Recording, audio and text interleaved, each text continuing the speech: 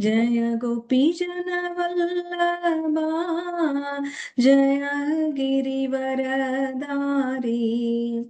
यशोदानंदन ब्रज जनरंजना यमुना तीरवनचारी जय कुंज बिहारी यमुना तीरवनचारी जय कुंज बिहारी जय कुंज बिहारी जय राधा माधवा जय कुंज बिहारी हरे कृष्ण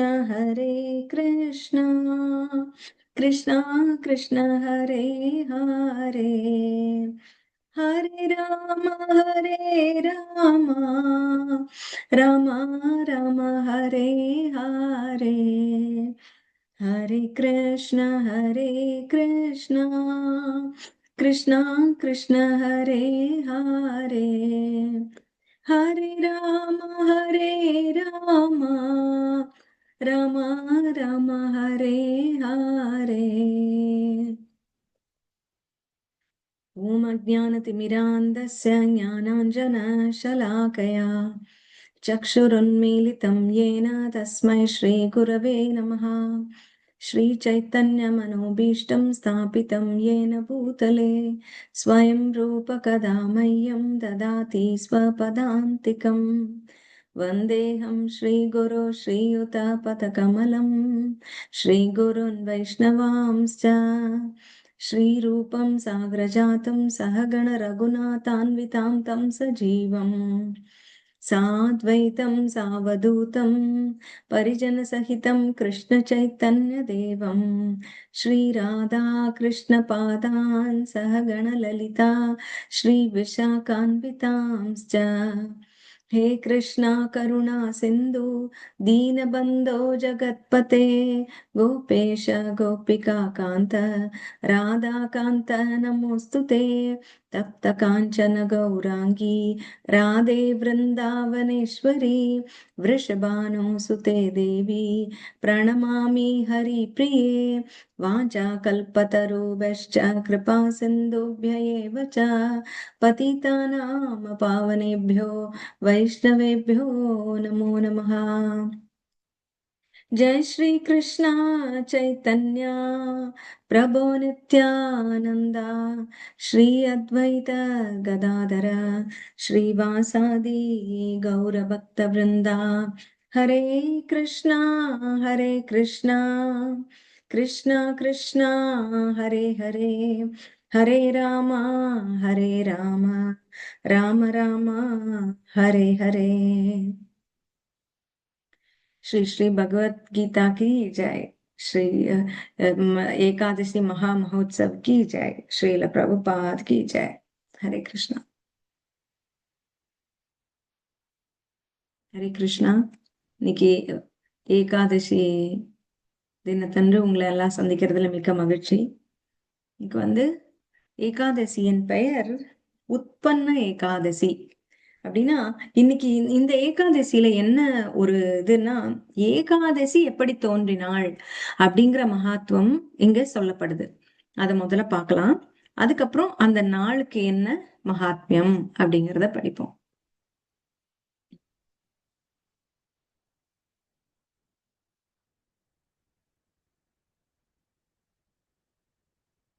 இதுல பத்ம புராணம் உத்தரகாண்டம் அத்தியாயம் 36ல இருந்து இது சொல்லப்படுகிறது.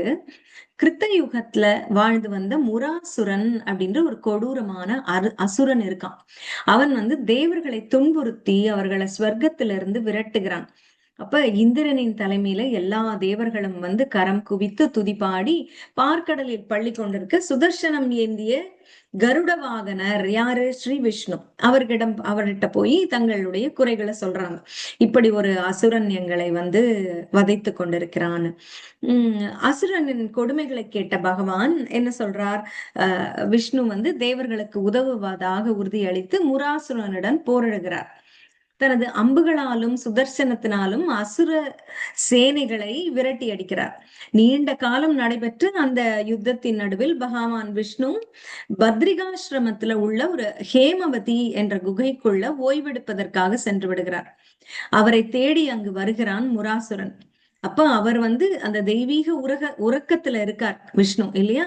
அப்ப அந்த விஷ்ணுவோடு போரிட அவன் விரும்புகிறான். அப்ப அவன் போரிட அவரை அழைக்கிறான், போரிட போறான். அப்ப ஸ்ரீ விஷ்ணுவின் உடலில் இருந்து பற்பல ஆயுதங்களுடனும் அஸ்திரங்களுடனும் ஒரு அழகான மங்களகரமான மகள் தோன்றினாள். அப்படி ஒரு பெண் தோன்றுகிறாள். அசுரருடன் தொடர்ந்து போரிடுகிறாள். போரிடும் அந்த தேவி இறுதியில் அவனது தலையை வெட்டி வீழ்த்துகிறாள். பகவான் விஷ்ணு துயிலெழுந்த போது முராசுரன் மரணம் அடைந்திருப்பதையும் தன் முன் கூப்பிய கரங்களுடன் இருக்கும் தேவியையும் கண்டு நீ யார் என்று வினவுகிறார். தங்கள் உடலில் இருந்து தோன்றியவள் தான் நான். உறக்கத்தில் இருந்த தங்களை இந்த அசுரன் கொல்ல முயன்றான். அவர்கிட்ட போய் போரிட பாக்குறான் உறங்கி கொண்டிருந்தவரை. அப்ப நான் இவனை கொன்று விட்டேன் அவனுடன் போராடி என்று அவள் பதிலளிக்கிறார். மகிழ்ச்சியுன்ற பகவான், என்னுடைய ஆன்மீக சக்தியான நீ, என்னுடைய ஸ்பிரிச்சுவல் எனர்ஜி, என்னுடைய ஆன்மீக சக்தியான நீ ஏகாதசி திதியில் தோன்றியதால், அதாவது 11வது நாளில் நீ தோன்றியிருக்கிறாய். ஏகாதசி என்று அழைக்கப்படுவாய். இனிமேல் உனக்கு ஏகாதசி என்று பெயர். நீ தோன்றிய நாளில் விரதம் இருப்பவர்கள் எல்லா பாவ விளைவுகளிலிருந்தும் விடுபட்டு பக்தி நிலையை அடைவர். அதாவது பாவங்கள் விடுபட்டு வேறு பலன் இல்லை, பக்தியை பெறுவர் அப்படின்னு சொல்றார். பின்னர் சிறப்பு வாய்ந்த இந்த ஏகாதசி ஒவ்வொரு மாதத்திலும் இருமுறை வெவ்வேறு ரூபங்களில் தோன்றினாள். அதுக்கப்புறம் இந்த ஏகாதசியானவள் ஒவ்வொரு மாதமும் இருமுறை வெவ்வேறு ரூபங்கள் எடுத்துக்கொண்டு தோன்றுகிறார். அப்ப பிராமணர்களில் சிறந்தவர்களே, எவர் ஒருவர் ஏகாதசி புனித விரதத்தின் மூலத்தினையும் மகத்துவத்தையும் கேட்கிறாரோ அவர் இவ்வுலகில் பலவித இன்பங்களையும் அனுபவிப்பதோடு விஷ்ணு லோகத்திற்கும் நேரடியாக செல்கிறார் அப்படின்னு சொல்றார். அர்ஜுனர் கிருஷ்ணரிடம் கேட்கிறார், ஓ ஜனார்தனா, ஏகாதசி நாட்களில் முழு விரதமாகவோ சாயங்காலம் அல்லது மதியம் ஒருவேளையோ மட்டும் உணவு உட்கொண்டோ விரதம் மேற்கொள்வதன் புண்ணிய பலன் என்ன? இது போன்றதையே நம்ம பார்த்தோம். எப்படி உண்டால், எந்த முறையை கையாடினால் என்ன பலன் அப்படின்னு. அவற்றை கடைபிடிக்கும் நெறிமுறைகளும் தான் என்ன, சற்றே விளக்கமாக எடுத்து சொல்லுங்கள் அப்படின்னு கேட்கிறார் பகவான் ஸ்ரீ கிருஷ்ணர். அப்புறம் அர்ஜுனிடம் சொல்றார், ஓ அர்ஜுனா, கார்த்திகை மாதம் கிருஷ்ண பட்சத்தில் வரும் ஏகாதசியை ஒருவர் புதிதாக ஏகாதசி மேற்கொள்ள தொடங்குவது, அதாவது ஒரு புதுசா இப்பதான் நீங்க இன்னைக்குல இருந்து தொடங்கணும், ஏகாதசி இனிமே நான் கடைபிடிக்க போறேன் அப்படின்னு நினைக்கிறவங்க தொடங்குவதற்கு இது சிறந்த ஒரு ஏகாதசி அப்படின்னு சொல்றார். ஏகாதசிக்கு முன்தினமான தசமி அன்று சந்தியா வேளையில் இரவு உணவு உட்கொள்ள வேண்டும். சந்தியா வேளையிலேயே சாப்பிட்றணுமா. அடுத்த நாள் காலை விரதம் இருப்பதற்கு சங்கல்பம் எடுத்துக்கொள்ள வேண்டும். நான் நாளைக்கு சாப்பிட மாட்டேன் அப்படின்னு. அதாவது நம்ம அடுத்த நாள் காலையில இருந்து இன்னைக்கு ஏகாதசியா இல்லையா அப்படின்னு நினைக்கிறத விட முதல் நாளே சங்கல்பம் எடுத்துக்கொண்டு விட வேண்டும், ஞாபகம் வந்துடணும் நமக்கு அப்படின்னு சொல்றாங்க.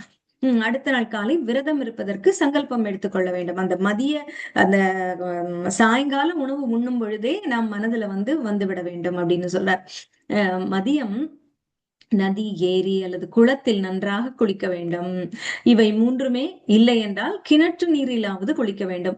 பூமி தேவியை நோக்கி இவ்வாறு பிரார்த்தனை செய்ய வேண்டும் அப்படின்னு சொல்றார். மதியம் ஏகாதசி என்று குளித்து விட்டு என்ன மாதிரி பிரார்த்தனை செய்ய வேண்டும்? பூமி தேவியை நோக்கி என்ன பண்ணணும்?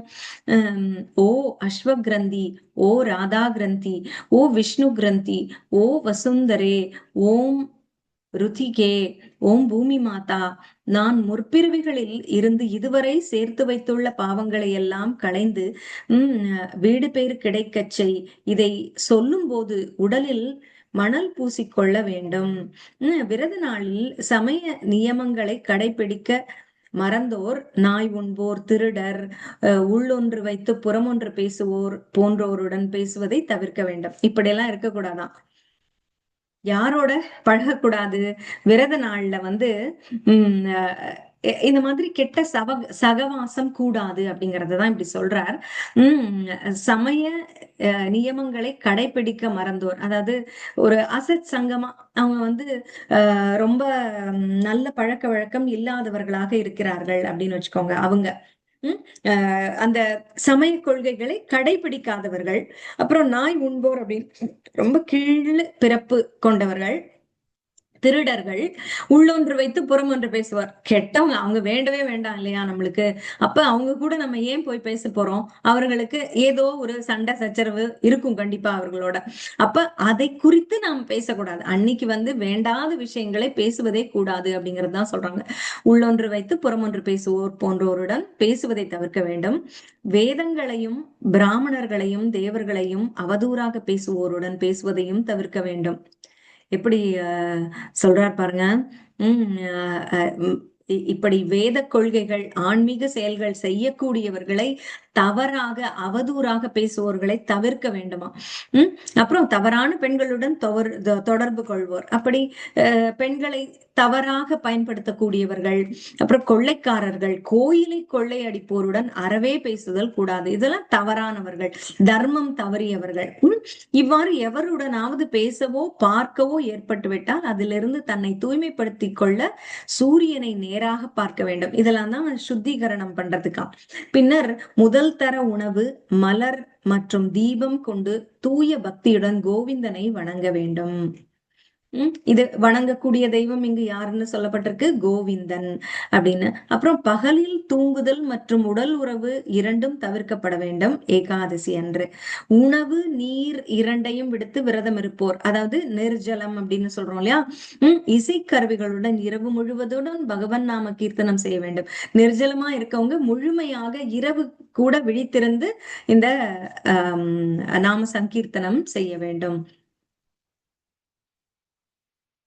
இவ்வாறு இரவு முழுவதும் விழித்து தூய பக்தியில் லயித்த பக்தன் காலையில் தேர்ந்த பிராமணர்களை வணங்கி கொடை வழங்க வேண்டும். நல்ல பிராமணர்களை யாரோ ஒருத்தர் அணுகக்கூடாது, நல்ல வல்லுநர்களான பிராமணர்களை அணுகி செய்ய வேண்டும். பக்தியில் கருத்தூன்றி இருப்போர் சுக்லபக்ஷ ஏகாதசி போன்றே கிருஷ்ணபக்ஷ ஏகாதசியும் முக்கியமாக கருத வேண்டும். இதுல வந்து பட்சம் பார்க்க வேண்டியதில்லை. இது சுக்லபக்ஷம் நல்லதா கிருஷ்ணபக்ஷம் நல்லதா அப்படின்லாம் பார்க்க வேண்டியதில்லை. எந்த ஏகாதசி நிறைந்த நாள். இவ்வாறு ஏகாதசி முழுமையாக கடைபிடித்து ஆக வேண்டும் அப்படின்னு சொல்றார். அவர்களுக்கு என்ன பலன்கள் அப்படின்னு சொல்றார். சங்கோதர கஷேத்திரத்தில் குளிப்பதிலும் கதாதரரை நேரடியாக பார்ப்பதிலும் கிடைப்பதை போல 16 மடங்கு புண்ணியம் திங்கட்கிழமை வரும் பௌர்ணமி நாளில் அளிக்கும் கொடையும் சங்கராந்தி என்று வழங்கப்படும் கொடையும் சாதாரண கொடையை விட 100,000 மடங்கு பெரியது. இத்தகைய பலன் இந்த ஏகாதசி விரதம் மேற்கொள்வதால் கிடைக்கும். சூரிய சந்திர கிரகணங்களில் குருக்ஷேத்திரம் செல்வதால் கிடைக்கும் பலன் இதனால் கிடைக்கும். சோ இதுக்கு ஈக்குவலான பலன்கள் இதுக்கும் கிடைக்கும் அப்படின்னு சொல்றாங்க.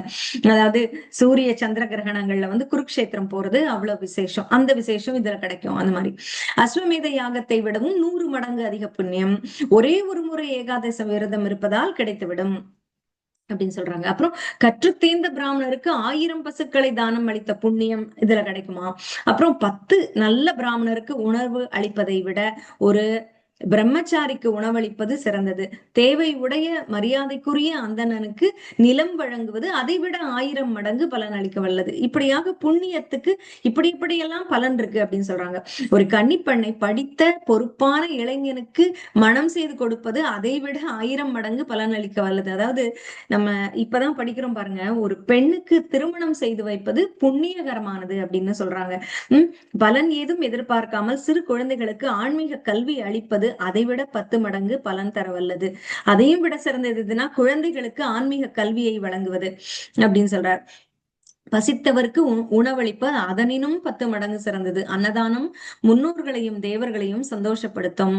இருப்பினும் ஏகாதசி விரதத்தின் பலனும் அளவிடற்கரியது. இதெல்லாம் பலன் உள்ளது, இதையெல்லாம் விட அதிக பலன் உள்ளது ஏகாதசி பலன் அப்படின்னு சொல்றாங்க.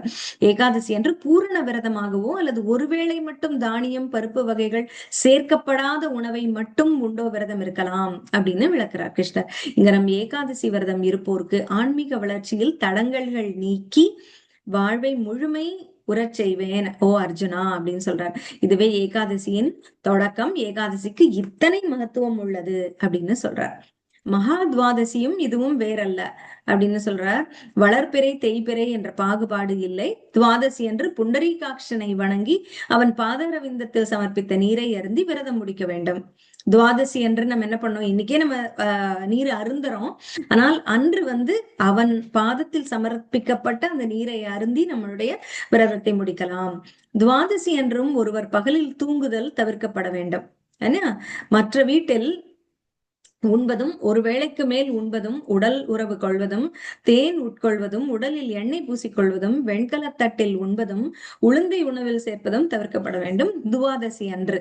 அன்னைக்கும் ஏன்னா அன்னைக்கு சரியா கடைபிடிச்சாதான் இந்த ஏகாதசி முழுமை பெறும். சரியா? இல்லைன்னா ஏகாதசி பண்ணதுக்கே பலன் இல்லை, துவாதசி சரியாக கடைபிடிக்கப்படவில்லைன்னா.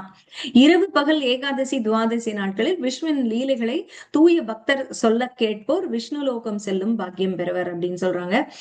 அதான் நம்ம கிருஷ்ண கதைகளையும் ஏகாதசி மகாத்மையையும் காதுறுதல் மிக நல்லது. ஏகாதசி மகிமையை ஒரு வாக்கியமாவது கேட்போர் கூட அந்தணனை கொல்லுதல் போன்ற எந்தவித பாவங்களில் இருந்தும் விடுபடுவர். பெரிய பெரிய பாவங்கள் செய்திருந்தாலும் இதை கேட்டாலே நல்லதான். இதுல ஐயம் இல்லை அப்படின்னு சொல்றாரு. விஷ்ணு பகவானை வழிபட இதை விட சிறந்த வழி வேறொன்றும் இல்லை அப்படின்னு. அதாவது இத ஒரு டயட்காக இருக்கவங்க நிறைய பேர் இருக்காங்க. ஏகாதசினா நான் இருக்கேன் அப்படின்னு. ஆனா அதை மகத்துவம் அறிந்து இருத்தல் அப்படிங்கிறது மிக முக்கியமானது. பவிஷ்ய உத்தர புராணத்தில் சொல்லப்பட்ட கிருஷ்ண ஏகாதசி அல்லது உத்பன்ன ஏகாதசியின் மகிமை இதுதான் அப்படின்னு சொல்லப்பட்டிருக்கு. அப்புறம் இன்றைய ஏகாதசிக்கான சிறப்பு தலைப்பு என்ன அப்படின்னு பார்க்கணும் இன்னைக்கு. அதாவது கிருஷ்ண பக்தியை பரப்புவதன் அவசியம் அப்படின்னு சொல்றாங்க. பரப்புதல் அப்படின்னா பலருக்கும் எடுத்து சொல்லுதல். அதையே சொல்லணும். பரப்புவது அவசியமா அப்படின்னு. ஏன் பரப்ப வேண்டாம்? நான் எனக்கு கிடைச்சது நான் வச்சுக்கிட்டு பேசாம இருக்கேனே, எதுக்கு எல்லாருக்கும் சொல்லணும்னு சொல்றாங்க அப்படின்றது.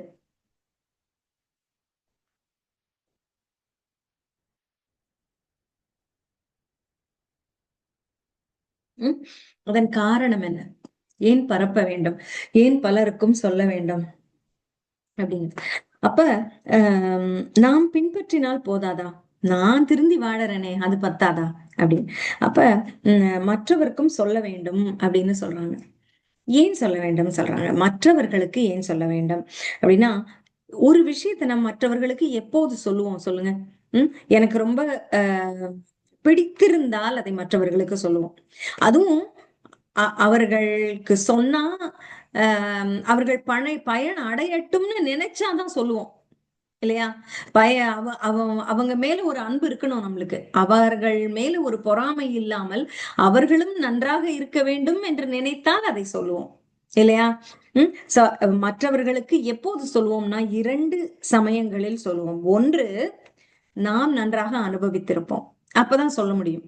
நாம் அனுபவிக்காததை மற்றவருக்கு சொல்ல முடியாது இல்லையா? இப்ப ஒரு இடத்துக்கே போயிட்டு வந்திருக்காங்க, அந்த கோவிலுக்கு எப்படிங்க, திருப்பதி நீங்க போனதே இல்லைன்னு வச்சுக்கோங்க. யாராவது இல்ல பண்டரிபுரம் போனது இல்ல, ஆனா உங்களை ஒருத்தர் கேக்குறாங்க அங்க எப்படிங்க இருக்கும், நான் போனதே இல்லையே. போயிருந்தா தானே சொல்ல முடியும். அந்த அனுபவமே இல்லாதப்ப நான் என்ன சொல்ல முடியும்? நீங்க அந்த ஊர்லயே வாழ்ந்தீங்களே, ஆனா நான் கோயிலுக்கு போனது இல்லையே. கோயிலுக்கு போயிருந்தேன்னா அந்த கோயில்ல எப்படி இருக்கும், எப்படி போலாம், எங்க டிக்கெட் வாங்கணும், எவ்வளவு நிக்கணும், நிக்க வேண்டியிருக்கும், அதெல்லாம் சொல்லலாம். சோ அனுபவம் இல்லை என்றால் சொல்ல முடியாது. ஒன்று. அப்புறம் அந்த பலனை அனுபவித்தால் ஒழிய அதை பற்றி சொல்ல முடியாது. எப்படி இருக்குன்னு தெரியாது. அப்படிதான் சில சமயம் அந்த கடை நல்லா இருக்குமா அப்படின்னா தெரியல, அங்க பாக்குற வெளியில பார்க்க நல்லாதான் இருக்கு, ஆனா நான் உள்ள பொருள் வாங்கினது இல்ல அப்படின்னு சொல்றோம். அதனுடைய பலனை நாம் அனுபவித்ததில்லை, அது எப்படி இருக்கும் என்று நமக்கு தெரியாது அப்படின்னு சொல்றோம். இன்னொரு காரணம் சொல்வதற்கு, ஒன்று நமக்கு தெரிந்திருக்க வேண்டும். இன்னொன்று என்னன்னா, அடுத்தவர் மேல் அந்த கருணை இருக்க வேண்டும். அன்பு வரும்போதுதான் சொல்லுவோம். அவர்கள் யாரும் தேவையில்லாதவங்கன்னா எப்படி சொல்லுவோம் சொல்லுங்க? நீங்க செய்யுங்கன்னு நமக்கே அனுபவம் இருந்தால் கூட ஏன் சொல்ல போறோம்? அவர்கள் மேல் ஒரு அன்போ பரிவோ இல்லை என்றால் நாம் ஏன் சொல்ல போகிறோம்? சொல்ல மாட்டோம். ஆக நாம் மட்டுமே பெற்றுக்கொண்டிருந்த போதிலும் நமக்கு அவர்கள் மேல் ஒரு அன்பு இல்லை என்றால் சொல்ல மாட்டோம். சரியா? அதனால்தான் நாமே பெற்றுக்கொண்டு இருக்கவும் கூடாது. அது மட்டும் போதாது. பெற்றதை கொடுக்க வேண்டும். If you give you have to, if you take you have to give. நம்ம அனுபவித்ததை திரும்ப கொடுக்க வேண்டும் அப்படிங்கிறது. உம் நாம கொடுக்க வேண்டும்னு எப்போது தோன்றும் அப்படின்னா, அந்த கருணை வரும்போதுதான் தோன்றும். அடுத்தவர்கள் மேல அந்த அன்பும் கருணையும் வரும்போதுதான் தோன்றும். அஹ் அதாவது கிணறு வெட்டுறோம்ல, அப்ப வந்து ஊற்று எப்ப வரும்? அந்த ஈரம் லேசா வர ஆரம்பிக்கும். எப்ப நீர் வரும்னா, அந்த ஈரம் படும். ஈரம் வருகிற இடத்தை நம்ம தோண்டி பார்த்தோம்னா அங்க ஊற்று இருக்கும். ஊற்றுனாலதான் அங்க நீர் வருது. சோ அந்த ஊற்று ஒரு ஒரு தடவை புறப்பட்டுருச்சுன்னா வந்துகிட்டே இருக்கும் ஊற்று நீர். அதான் ஸ்ப்ரிங்னு சொல்லுவாங்க. அதுல பல நீங்க கிணறு வெட்டுற இடங்கள் அந்த காலத்துல பார்த்திருந்தீங்கன்னா, ஒரு 2, 3 இடங்கள்ல தண்ணி ஊற்று வரும். வந்துச்சுன்னா தண்ணி நல்லா வந்து பைப் மாதிரி வரும், நிறைஞ்சு நின்றும் தண்ணி. சோ அந்த ஈரம் தான் அதற்கு காரணம். ஈரம் எங்கு இருக்கிறதோ அந்த ஈரத்தை தொடர்ந்து அங்கிருந்து வந்துரும். அதுக்கப்புறம் அதுல வந்து ஒரு ஒரு வருவதற்கு தடை இல்லாமல் வரும். நிற்கவே நிற்காது. சோ அது போல அந்த ஈரம் என்பதுதான் இரக்கம். உம் ஈரம் ஈவு இரக்கமே இல்லையா அப்படின்னு தானே சொல்றோம். அந்த ஈரம் மனசுல இருக்கக்கூடிய ஈரம், அந்த ஒரு பச்சாதாபமோ அல்லது ஒரு ஒரு கருணை மனதுல இருந்தால்தான் நம்ம அடுத்தவர்களுக்கு சொல்லுவோம். அந்த அடுத்தவர் துன்பத்தை கண்டு இரங்குதல் வேண்டும். அப்ப அது அது ஒரு முக்கியமான வைஷ்ணவ குணம். அந்த அப்படி இருந்து விட்டால் இரக்கம் என்ற அந்த ஊற்று, அந்த தொடக்கம் இருந்து விட்டால் கொடுத்து கொண்டே இருப்போம். கொடுத்தல் என்பது இருந்து கொண்டே இருக்கும், வந்து கொண்டே இருக்கும். உம் நாம் அடைந்த பயனை நல்ல ஆலோசனைகளாக நாம் நாம் கண்ட வழியை வந்து மற்றவர்களோடு பகிர்தல் அப்படிங்கிறது தானா வரும் இல்லையா? இப்ப பாருங்க, அதே ஒரு உதாரணம். ஆஹ் இப்ப ஒரு இடம் சென்றீர்கள், ஒரு மருத்துவராக இருக்கலாம். உங்களுக்கு வந்து உடல் நோயுற்ற காலத்துல அந்த மருத்துவரின் உதவி உங்களுக்கு ரொம்ப உதவியாக இருந்தது. நீங்க முற்றிலும் குணமடைந்தீர்கள். அப்ப 4 பேருக்கு சொல்லுவோம் தானே, அங்க நான் போனேன், அவர் வந்து ரொம்ப நல்லா பாக்குறாரு, நீங்க போங்கன்னு சொல்லுவோம். நாம் பெற்ற இன்பம் பெருக இவ்வையகம்னு எல்லாருக்கும் சொல்றோம். அப்ப நாம் அனுபவித்தால் நாமே வைத்துக் கொள்வது தவறு. எப்ப நம்ம அடுத்தவங்களுக்கு சொல்லுவோம்?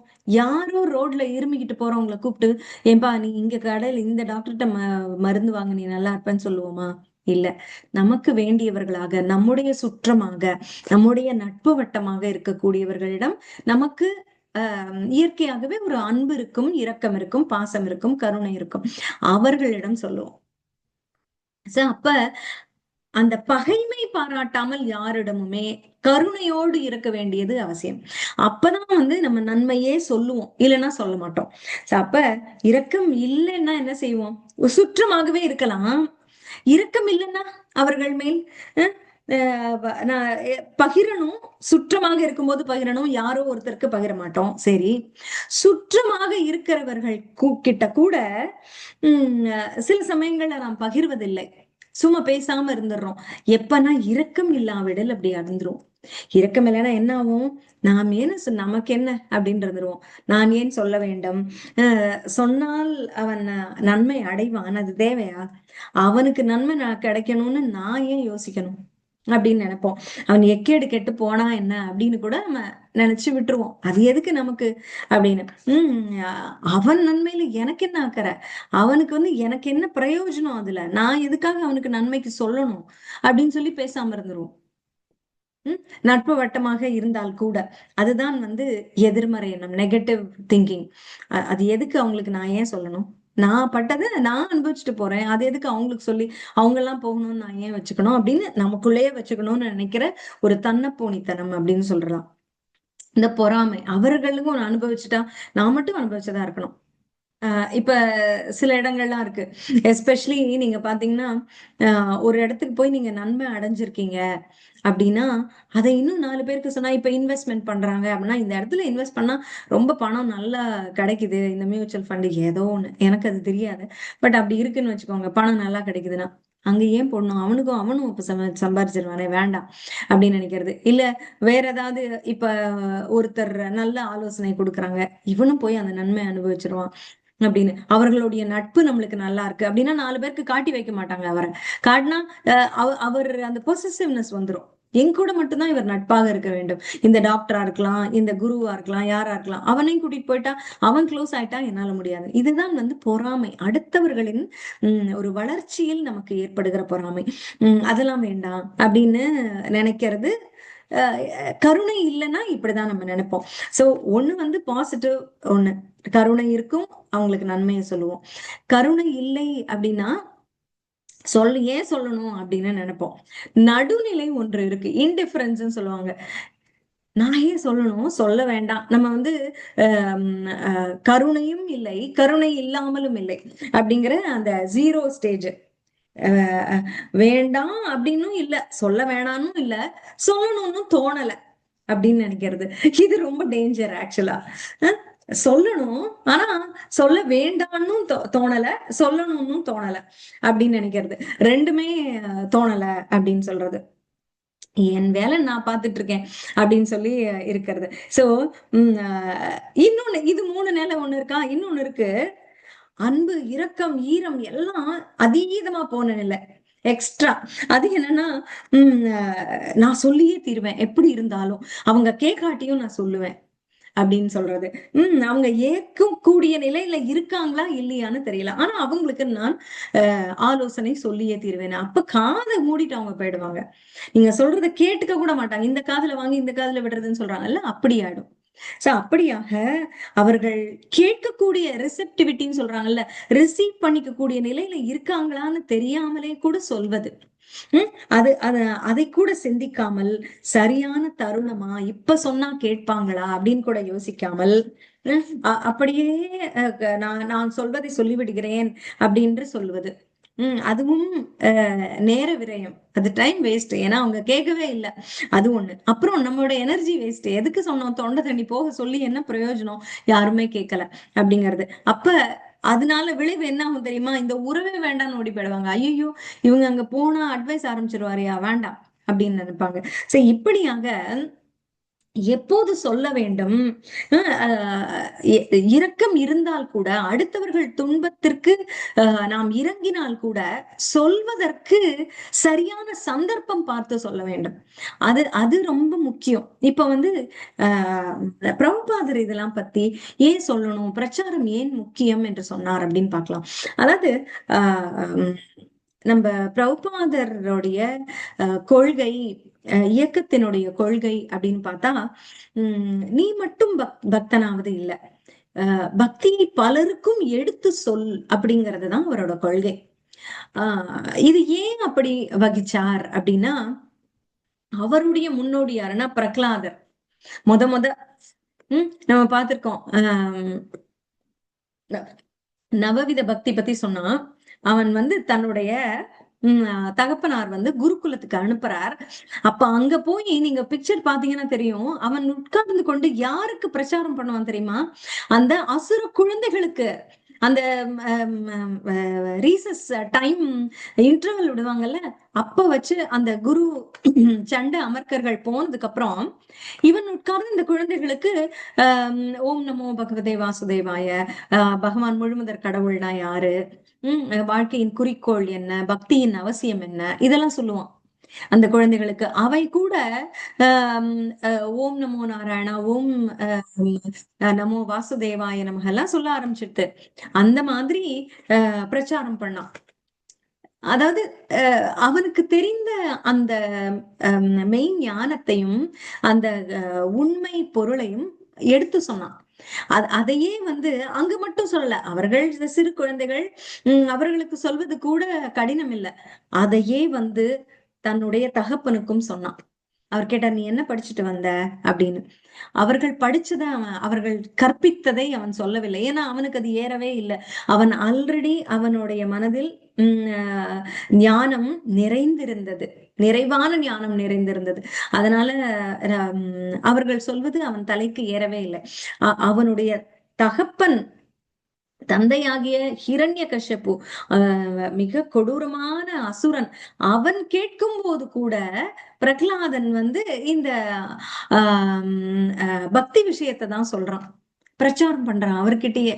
அப்ப அவனால் அந்த சிறு குழந்தையால அப்பேற்பட்ட எதிராளியாக, பகவானுக்கு எதிராளியாக, அத்தியிஸ்டிக், நாத்திகம் பேசக்கூடிய, நானே கடவுள் அப்படின்னு பகவான் மேல் அப்படி ஒரு பொறாமை கொண்டு உள்ள, பகைமை கொண்டுள்ள ஹிரண்ய கஷ்யபுவிடமே நேருக்கு நேர் சென்று பக்தியை பேச பிரகலாதனால் முடியும் என்றால் நமக்கே முடியாது. அவ்வளவு பகவானை எதிர்க்கக்கூடியவர்கள் எங்க இருக்கிறார்கள்? உலகுல இல்ல. அவர்களுக்கு யார் என்று தெரியவில்லை அப்படின்றதுதானே தவிர, அதை சொல்லும் விதமாக சொன்னால் யாருமே ஏற்றுக்கொள்வார்கள் நம்மோட இருக்கவங்க. ஆனா நாம அதுக்கே நிறைய யோசிக்கிறோம், எப்படி எடுத்துக்குவாங்கன்னு தெரியல அப்படின்னு சொல்லி. அததான் சைத்தன்ய சரிதாமிர்தம். இப்போ இதுதான் நம்ம அகில உலக கிருஷ்ண பக்தி இயக்கத்தின் கொள்கையாக இருக்கிறது. அதையே வந்து சைத்தன்ய சரிதாமிர்தம் என்ன சொல்லுதுன்னு பார்க்கலாம். அதுல வந்து மத்திய லீலையில பாத்தீங்கன்னா சைத்தன்ய மகாபிரபுவனுடைய சரித்திரம் சொல்லக்கூடியது சைத்தன்ய சரிதாமிர்தம். பேரே சொல்லுது பாத்தீங்களா? சைத்தன்ய மகாபிரபுவினுடைய சரித்திரத்தை கிருஷ்ணராஜ கவிராஜ் கோஸ்வாமி அப்படிங்கிறவர் எழுதியிருக்காரு. அவருடைய வாழ்க்கை அப்படியே வரலாறா 2-3 சைத்தன்ய பாகவதமும் சைத்தன்ய மகாபிரபுனுடைய கதை தான். அந்த மாதிரி 2-3 பேர் அதை தொகுத்து எழுதியிருக்காங்க. அதுல சைத்தன்ய சரிதாமிர்தம் இதுக்கு வந்து மொழிபெயர்ப்பும் பொருளுரையும் ரொம்ப அழகா பிரபுபாதர் கொடுத்திருப்பார். அது தமிழ் படுத்தியும் கொண்டு வந்திருக்காங்க. அது நீங்க வாங்கி படிக்கலாம். அதுல மத்திய லீலைய வருது, அவருடைய தென்னிந்தியா யாத்திரை வருது. அவர் வந்து ஸ்ரீரங்கத்துக்கு எல்லாம் வந்திருக்கார். யாரு? சைத்தன்ய மகாபிரபு. அந்த மாதிரி அவர் எங்கிருந்து வர்றாரு அப்படின்னா, அவர் பிறந்தது வந்து நவத்வீபம் அப்படின்னு சொல்ற மாயாப்பூர் கிட்டக்க இருக்கிற அந்த ஊர். அப்புறம் ஜெகநாத் புரியில ரொம்ப காலம் இருந்திருக்கார். ஜெகநாத் புரி அடிக்கடி வருவார். அங்கிருந்து அவர் கீழே வர்றாரு தென்னிந்தியாவுக்கு. அப்ப அவர் என்ன சொல்றாரு? என்னுடைய எந்த சகாக்களும் என்னுடன் வர வேண்டாம், நான் தனியே போவேன் அப்படின்னு சொல்றார். ஆனால் பல சகாக்கள் வர ஆசைப்படுறாங்க அவரோட. அப்ப அவர் சொல்றார், யாரும் வர வேண்டாம்னு மறுக்கிறார். அவர் அப்ப சந்நியாசம் எடுத்துக்கொண்ட நிலை, நானே போய்க்கிறேன். ஆனால் நித்யானந்தம் பிரபு இருக்கார் இல்லையா, அவர் பேசுறார், நீங்கள் அப்படி இருக்கக்கூடாது. நீங்க வந்து பக்தியின் உச்சத்துல போய் சில சமயம் மூர்ச்சை ஆகி விடுவீர்கள், ஆடுவீர்கள், பாடுவீர்கள். அப்படி இருக்கும்போது உங்களுக்கு ஒரு பணியாள் இருப்பதுதான் அவசியம். யாராவது ஒருத்தரை அனுமதிங்க அப்படின்னு சொல்றார். உங்களோட வஸ்திரம் ஒன்றாவது நீங்கள் எடுத்துக்கொண்டு போக வேண்டும். அப்புறம் நீர் பானை அதெல்லாம் எடுத்துக்கணும் இல்லையா, அதற்காகவாவது நீங்கள் ஒருவரை உங்கள் கூட வைத்துக் கொள்ள வேண்டும் சொல்லி கிருஷ்ணதாசர் அப்படின்ற ஒருத்தர் கூட அனுப்புறார். இவர்களோடு அவர் பல கிராமங்களுக்கும் சென்று எங்கு சென்றாலும் கிருஷ்ண பக்தியை பரப்புறார். அப்படி வந்து நாம சங்கீர்த்தனத்தில் ஆடி பாடி மக்களை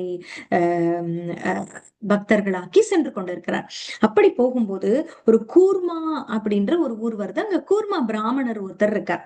அவர் வந்து மிகப்பெரிய தனவான், பணக்காரர். அவர் வந்து குடும்பஸ்தன். அவர் வந்து அவர் தன்னுடைய வீட்டில் அவரை அழைத்து அவருக்கு உணவு சமர்ப்பித்து எல்லாம் பண்றார். ரொம்ப மரியாதை பண்றார். அப்ப அவருக்கு வந்து அவருடைய சம்பந்தம், சைத்தன்ய மகாபிரபுவினுடைய சம்பந்தத்தை விட மனசுல. அதனால என்ன சொல்றார், நானும் உங்களோடு வந்து விடுகிறேன் அப்படின்னு சொல்றார். எனக்கு வந்து இந்த சம்சார சாகரம் பிடிக்கல, நான் விட்டுட்டு வந்துடுறேன் உங்களோட அப்படின்னு சொல்றார். அப்ப அவர் சொல்றார், கிருபா கரோ, கிருப்பை கொடுங்கள் பிரபு அப்படின்னு சொல்றார். மோரா, எனக்கு யான் தோம சங்கே அப்படின்னு சொல்ற, உங்களோடு செல்வதற்கு, உங்களோட சங்கத்தை நான் பெறுவதற்கு எனக்கு தயை செய்யுங்கள் அப்படின்னு, கிருப்பை செய்யுங்கள்னு கேட்கிறார். சகித்தே நான் பாரி அப்படிங்கிறார். என்னால் சகித்து கொள்ள முடியவில்லை. எதை சகித்து கொள்ள முடியவில்லையா? துக்க விஷய தரங்கே அப்படின்னு சொல்றார். துக்கம் நிறைந்த இந்த சம்சார கடல் என்னும் இந்த அலைகளை என்னால் தாங்க முடியவில்லை அப்படின்னு சொல்றார். இந்த ஓயாத அலையாக இருக்கிறது சம்சார கடல், இதை என்னால் தாங்க முடியவில்லை, அதனால என்ன அழைத்து போங்க உங்க உடையவே அப்படின்னு சொல்றார்.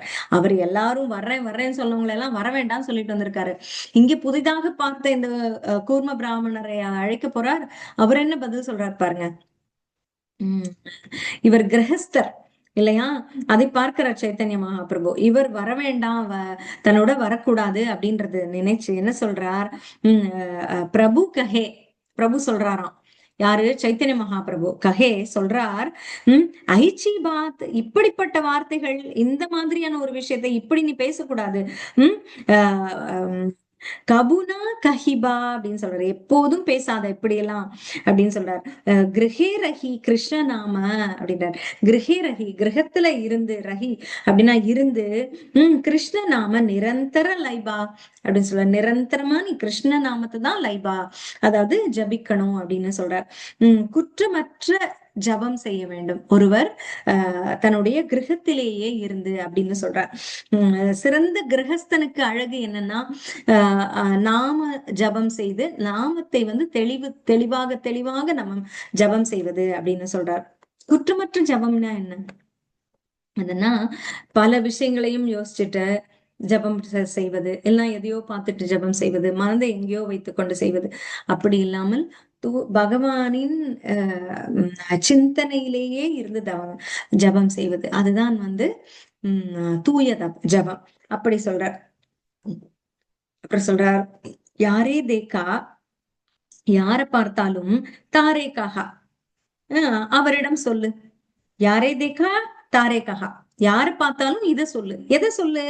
கிருஷ்ண உபதேசா, கிருஷ்ணருடைய உபதேசத்தை சொல்லுங்கிறார். கிருஷ்ணருடைய உபதேசம் என்ன? பகவத்கீதை. அது அப்புறம் பாகவதத்தில் கிருஷ்ணர் பிறந்த கதை இருக்கிறது. இப்படியாக கிருஷ்ண உபதேசத்தை நீ சொல்லு அப்படின்றார். ஆமாரா ஆக்ஞா, இதுதான் என்னுடைய ஆக்ஞை, என்னுடைய கட்டளை. குருஹனா, குருஹனா நீ குருவாகு அப்படிங்கிறார். தாரையே தேசா, இந்த உலகையே நீ வந்து விடுவி, உய்வித்துரு, அதாவது இந்த உலகத்துக்கே நீ விடுதலை கொடு, நீ குருவாகு அப்படிங்கிறார். இதுதான் சைத்தன்ய மகாபிரபு சொன்னதுங்க. நீ குரு ஆகுறதுக்கு பல ஸ்டெப் இருக்கு. நீ வந்து பெரிய பெரிய உம் ஸ்காலரா படிக்கணும் அப்படிங்கறதெல்லாம் இல்ல. பண்டிதன் ஆகணும், அப்பதான் நீ வந்து குருவாகலான்னு இல்ல. குருன்னா என்னன்னா உடனே பெரிய குருவா நீங்க வந்து சன்னியாசம் எடுத்துட்டு பெரிய இதுல உட்காந்து உங்களை 4 பேர் வணங்குறாங்க, அந்த குரு கிடையாது இது. குருன்னா ஒரு ஒரு சிஷ்யை கொடுக்கக்கூடியது, ஒரு பாடம் கற்பிக்கக்கூடிய நிலையில் இருக்கணும் அப்படின்னு சொல்றாரு. நீ வந்து கற்றுக்கொண்டு குருவாகு, எடுத்து சொல், கற்பி, ஆசிரியனாகு அப்படின்னு சொல்றார். இதுதான் பிரபுபாதரனுடைய கொள்கை.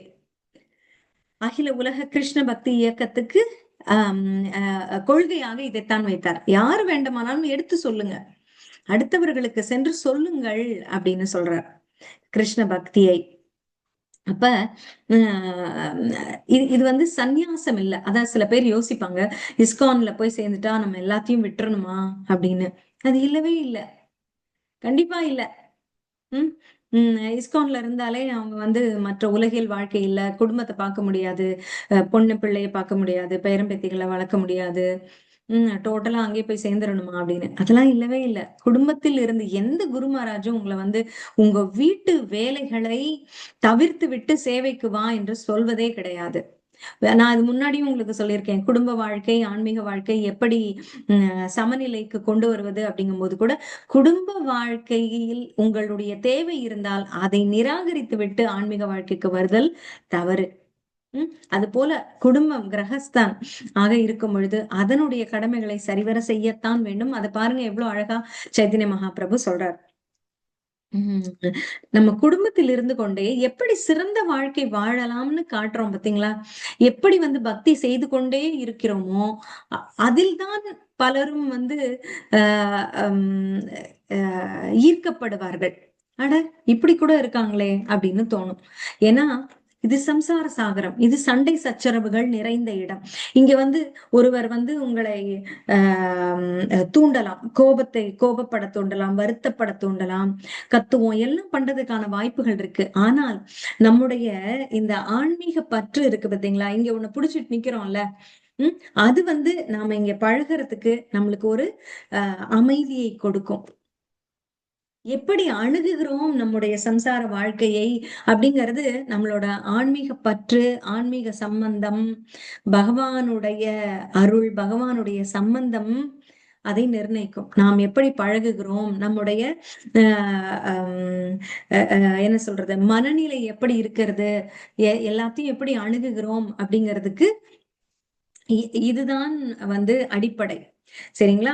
அதான் சொல்றாரு, நீ வீடு இவ்வளவு உனக்கு சௌகரியமாக இருக்கும்போது, இதை நீ இந்த வீட்டு சௌகரியத்தை விட்டு வெளியில நீ பிரச்சாரம் பண்ண வேண்டாம், நீ என்னோட சேர வேண்டாம், சந்நியாசம் வர வேண்டாம் அப்படின்னு சொல்றார். இந்த வீட்டு சௌகரியங்களை அனுபவித்த வண்ணமே ஹரே கிருஷ்ண ஜபம் செய்யி, படி அப்படிங்கிறாரு. எத்தனையோ புத்தகங்கள் பிரபுபாதர் எழுதியிருக்கார். அவற்றை படித்தாலே போதும். அதுதான் பிரபுபாதரும் அவருடைய சிஷ்யர்களுக்கு சொல்றார். பல கடிதங்கள் மூலம் நேரடியாகவும் நிறைய அவருடைய அத்தாட்சி இருக்கு, நம்ம படிக்கலாம். அதுல சொல்வாரு, நீ எவ்வளவோ நான் எழுதிட்டேன், நான் ஆராய்ச்சி பண்ணி எழுதி விட்டேன் அது அப்படின்னு சொல்ற. நீ இனிமே அதை படிச்சு நீ எடுத்து சொல்லி ரிப்பீட் பண்ணாலே போதும். நீ புதுசா ஒன்னும் அதை படிச்சு ஆழ்ந்து ஆழ்ந்து படிக்கணுங்கிறதே இல்ல. அர்த்தத்தை நான் தெளிவாக கொடுத்து விட்டேன், நான் சொன்னதை அப்படியே கிளிப்பிள்ளையாக சொல் போதும்னு தான் சொல்றாரு. அப்படியான நீ நிறைய கேளு. இப்ப படிக்கிறது மட்டும் இல்ல, நிறைய லெக்சர்ஸ் வந்துருச்சு, ஆடியோ புக்ஸ் வந்துருச்சு. அதன் மூலமாக கூட நம்ம பகவத்கீதை, பாகவதம், சைத்தன்ய பாகவதம், சைத்தன்ய சரிதாமிரதம் எல்லாத்தையுமே கேட்கலாம். அப்படியாக அவற்றை கேட்க வேண்டும். அப்புறம் தவறான செயல்களை தவிர்க்க வேண்டும், அதர்மம் செய்வதை தவிர்க்க வேண்டும். அப்புறம் பிரசாதம் உண்ண வேண்டும். அப்படின்னா என்ன? நாம சமைக்கிற உணவை அதாவது நம்ம ருசி பார்க்காமல் சமைத்து, போகா அப்படின்னு சொல்ற அந்த நைவேத்தியமாக சமைத்து பகவானுக்கு சமர்ப்பித்து அதனை உண்பது பிரசாதம். அப்படியாக இந்த 5ஐயும் செய்து நாம் கடைபிடித்து வந்தால் நம்மால் ஆஹ் மற்றவர்களுக்கும் எடுத்து சொல்ல முடியும். இதெல்லாம் அனுபவித்துக் கொண்டே நீங்கள் இருங்கள் சொல்றார். இதெல்லாம் விட்டுட்டு நீங்க எதுவும் சொல்ல வேண்டாம், பிரச்சாரம் செய்வதற்கு வர வேண்டாம் அப்படின்னு சொல்றார். அப்புறம் பாத்தீங்கன்னா பகவத்கீதையில என்ன சொல்லியிருக்காரு, இதே கிருஷ்ண உபதேசம் அங்க என்ன வருது அப்படின்னு பார்க்கலாம். இதுல ஏன் கிருஷ்ண பக்தியை பரப்புவது அவசியம் என்ன? இப்ப நான் சேர்ந்துக்கிறேன், ஆனா எனக்கு 4 பேர்ட்டு சொல்லி நீங்களும் சாண்டிங் பண்ணுங்க, நல்லா இருக்கலாம் அப்படின்னு எனக்கு சொல்ல வராது. அதை எதிர்பார்ப்பாங்களோ அப்படின்னு நினைக்கிறவங்களுக்கு தான் இது முக்கியமா. உம் இன்னும் 4 பேருக்கு ஏன் சொல்லணும் அப்படின்னு அதனுடைய அவசியம் புரிந்து கொண்டால், யாரோ ஒருவர் உங்களை கட்டாயப்படுத்துறாங்கன்னு நீங்க நினைக்க மாட்டீங்க. இதுதான் இவர்களுடைய கொள்கை என்று கூட நம்மள ஃபோர்ஸ் பண்ணி ஏற்றுக்கொள்ள வைக்க வேண்டாம். இது புரிந்து கொண்டு விட்டால் இது எவ்வளவு நேச்சுரல் அப்படின்னு தோணும் இல்லையா? ஆரம்ப காலத்துல எனக்கே கூட தோணும், இதை 4 பேருக்கு எடுத்து சொல்லணும் அப்படின்னு சொல்றாங்களே, எப்படி தோணும், எப்படி சொல்றது? சில வயசானவங்க, என்னை விட பெரியவங்க, நான் இது எனக்கு கிடைச்சது ஒரு 15-20 வருஷம் முன்னாடி வச்சுக்கோங்களேன். அப்ப நான் இதை முதல்லலாம் கேட்டு இந்த இஸ்கான் அப்படிங்கறதே எனக்கு புதுசா வரும்போது யோசிப்பேன், ஐயோ இதெல்லாம் வயசான சில ஆண்டிஸ் எல்லாம் நான் பார்க்கும்போது, நான் அந்த பக்தை இந்த பக்தைன்னுலாம் சொன்னாங்கன்னா, இல்ல கிருஷ்ண பக்திக்கு வாங்கன்னு எப்படி சொல்றது? அவங்க எனக்கிட்ட புத்திமதி சொல்ற மாதிரி இருப்பாங்க, நான் அவங்களுக்கு எப்படி சொல்லுவேன் அப்படின்னு நினைப்பேன். அப்படியே நான் தோணுச்சு. ஆனா இதை இருக பற்றியவுடன் தான் தோன்றுகிறது, அவர்களுக்கு பக்தியை கொடுப்பது எவ்வளவு ஒரு இயல்பான ஒரு விஷயம். அது கட்டாயமாகவே எடுக்க வேண்டியதில்லை. ஏன்னா நாம் அடைந்த இன்பத்தை, பயனை நாம் பார்த்து விட்டோம். அது எவ்வளவு அவசியமானது என்பதை உணர்ந்து விட்டோம். அதனால் சொல்வதற்கு நாம் தயங்க வேண்டியதே இல்லை. இதை சொல்லத்தான் வேணும் அப்படின்றது கன்வின்ஸ் ஆயிடுச்சு மனசு. பிரபுபாதர் ஏன் அப்படி சொல்றாரு அப்படிங்கிறது புரிய ஆரம்பிச்சிருச்சு.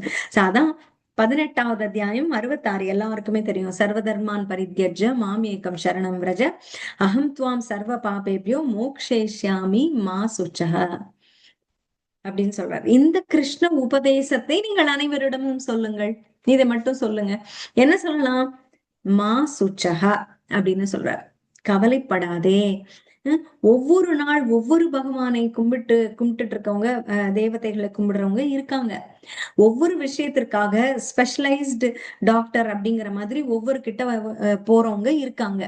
அப்படி இருக்கும் பொழுது, அப்படியெல்லாம் சிலர் பேசும் பொழுது எப்படி கிருஷ்ண பக்தியை அவர்களுக்கு சொல்வது அப்படின்னு பார்த்தோம்னா, இதை யோசிச்சு பாருங்களேன். மா சுச்சகா, கவலைப்படாதே அப்படின்னு சொல்றாரு. அப்ப ஏன் கவலைப்பட்டு 7 பேர்கிட்ட நம்ம போகணும்? கவலைப்படாத, சோகப்படாதே, நான் இருக்கிறேன், நான் உன்னை விடுதலை செய்கிறேன். சர்வதர்மான் பரிதஜ, அனைத்து விதமான தர்மங்களையும் நீ கைவிடலாம். அப்படின்னா வேற ஒண்ணும் இல்லை. இங்க தர்மம் அப்படிங்கிறது வந்து நான் போன தடவை உங்களுக்கு எல்லாம் சொல்லியிருக்கேன். தர்மம் என்பது பல அர்த்தங்கள்ல வரும். தர்மம் அப்படின்னா சரியான ஒரு நடுநிலையான ஒரு நியாயமான வாழ்க்கை. அப்புறம் வந்து ஒரு கொள்கைகள், சமய கொள்கைகள், தர்மம் அப்படிங்கிறது.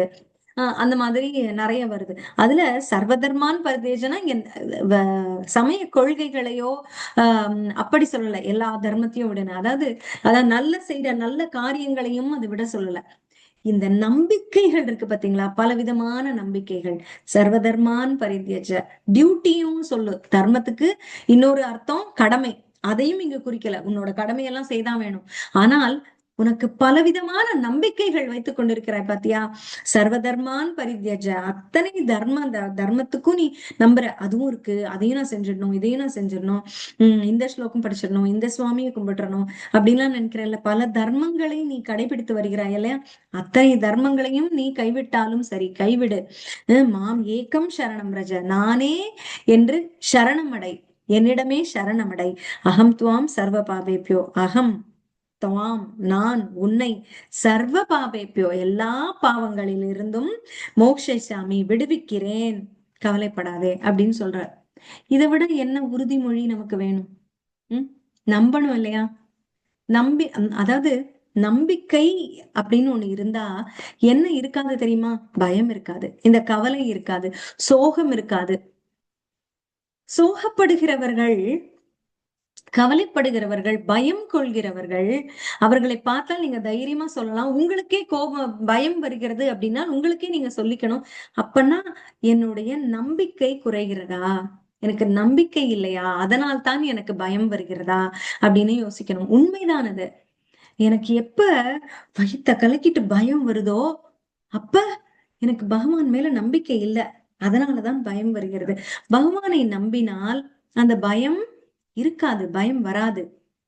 அப்ப என்ன பண்ணும், அத கன்வர்ஸா யோசிக்கணும். பயம் வர மாதிரி இருந்தா அந்த நம்பிக்கையை கொண்டு கொண்டு ரொப்பி அந்த பயத்தை போக்கணும். இல்ல, பகவான் வந்து சுச்சகான்னு சொல்லியிருக்கான், கவலைப்படாதன்னு சொல்லியிருக்கான், கவலைப்பட வேண்டாம். சரி, ஆனா இன்னொன்னு யோசிக்கலாம். நம்ம பாக்குறோமே கண் கூடா, இங்க வந்து குழந்தைக்கு வந்து காய்ச்சல் அவ்வளவு இருக்கு, அதை பார்த்துக்கிட்டே எப்படி கவலைப்படாம இருக்கும் முடியும்? அது எவ்வளவு துடிக்குது அந்த குழந்தை அப்படின்னு. இல்ல சண்டை சச்சரவு ஒண்ணு பார்த்துட்டே இருக்கும், அப்ப இது ரொம்ப பெருசா போயிட்டு இருக்கேன், அவங்க சண்டை போடாம இருக்கணுமே அப்படின்னு எல்லாம் யோசிக்கிறோம். அப்படின்னா அந்த இடங்கள்ல எதனால் பயம் வருகிறது தெரியுமா? என்ன நடக்க போகிறது என்று தெரியாததனால் பயம் வருகிறது அங்க. ஆனால் நாம் வந்து என்ன நடந்தாலும் சரி என்று நம்ம மனதை தயார்படுத்தி கொண்டு ஏற்றுக்கொண்டு விட்டால் மாசுச்சக அங்கேயும் கவலைப்பட வேண்டாம், பகவான் பார்த்துப்பார். நல்லதுதான் நடக்கணும் அப்படின்னு சட்டமாக வைத்துக் கொள்ள வேண்டாம். இப்படிதான் இருக்கணும் அப்படின்னு ரொம்ப ரிஜிடா இருந்துட்டோம்னு வச்சுக்கோங்க. என்ன நடக்கவிருக்கிறதோ அது நன்மைக்கு, அது பகவான் என் நன்மைக்காக தான் செய்கிறான் அப்படிங்கிற நம்பிக்கை இருந்தால் நம்முடைய கவலை குறையும். பல கவலைகள் நம்மளுக்கு கிரகஸ்த வாழ்க்கையில இல்லாமல் இல்லை. ஆனால் இப்படித்தான் நடக்க போகிறது அப்படின்னு நமக்கு சிலது தெரிஞ்சிரும். அப்ப அதுல கவலைப்பட்டு அதை மாற்றப் போகிறோமா? இல்ல. இப்படிதான் அது நடக்குதுன்னு தெரியுது நம்மளுக்கே. அப்படிங்கும் போது அதை மாற்ற முடியாது. நாம் கவலை கொள்வதால் அது மாற்றப்பட முடியாது. இப்ப உடலோட ஒருவருடைய உடல் ஆரோக்கியம்னு வச்சுக்கோங்களேன்.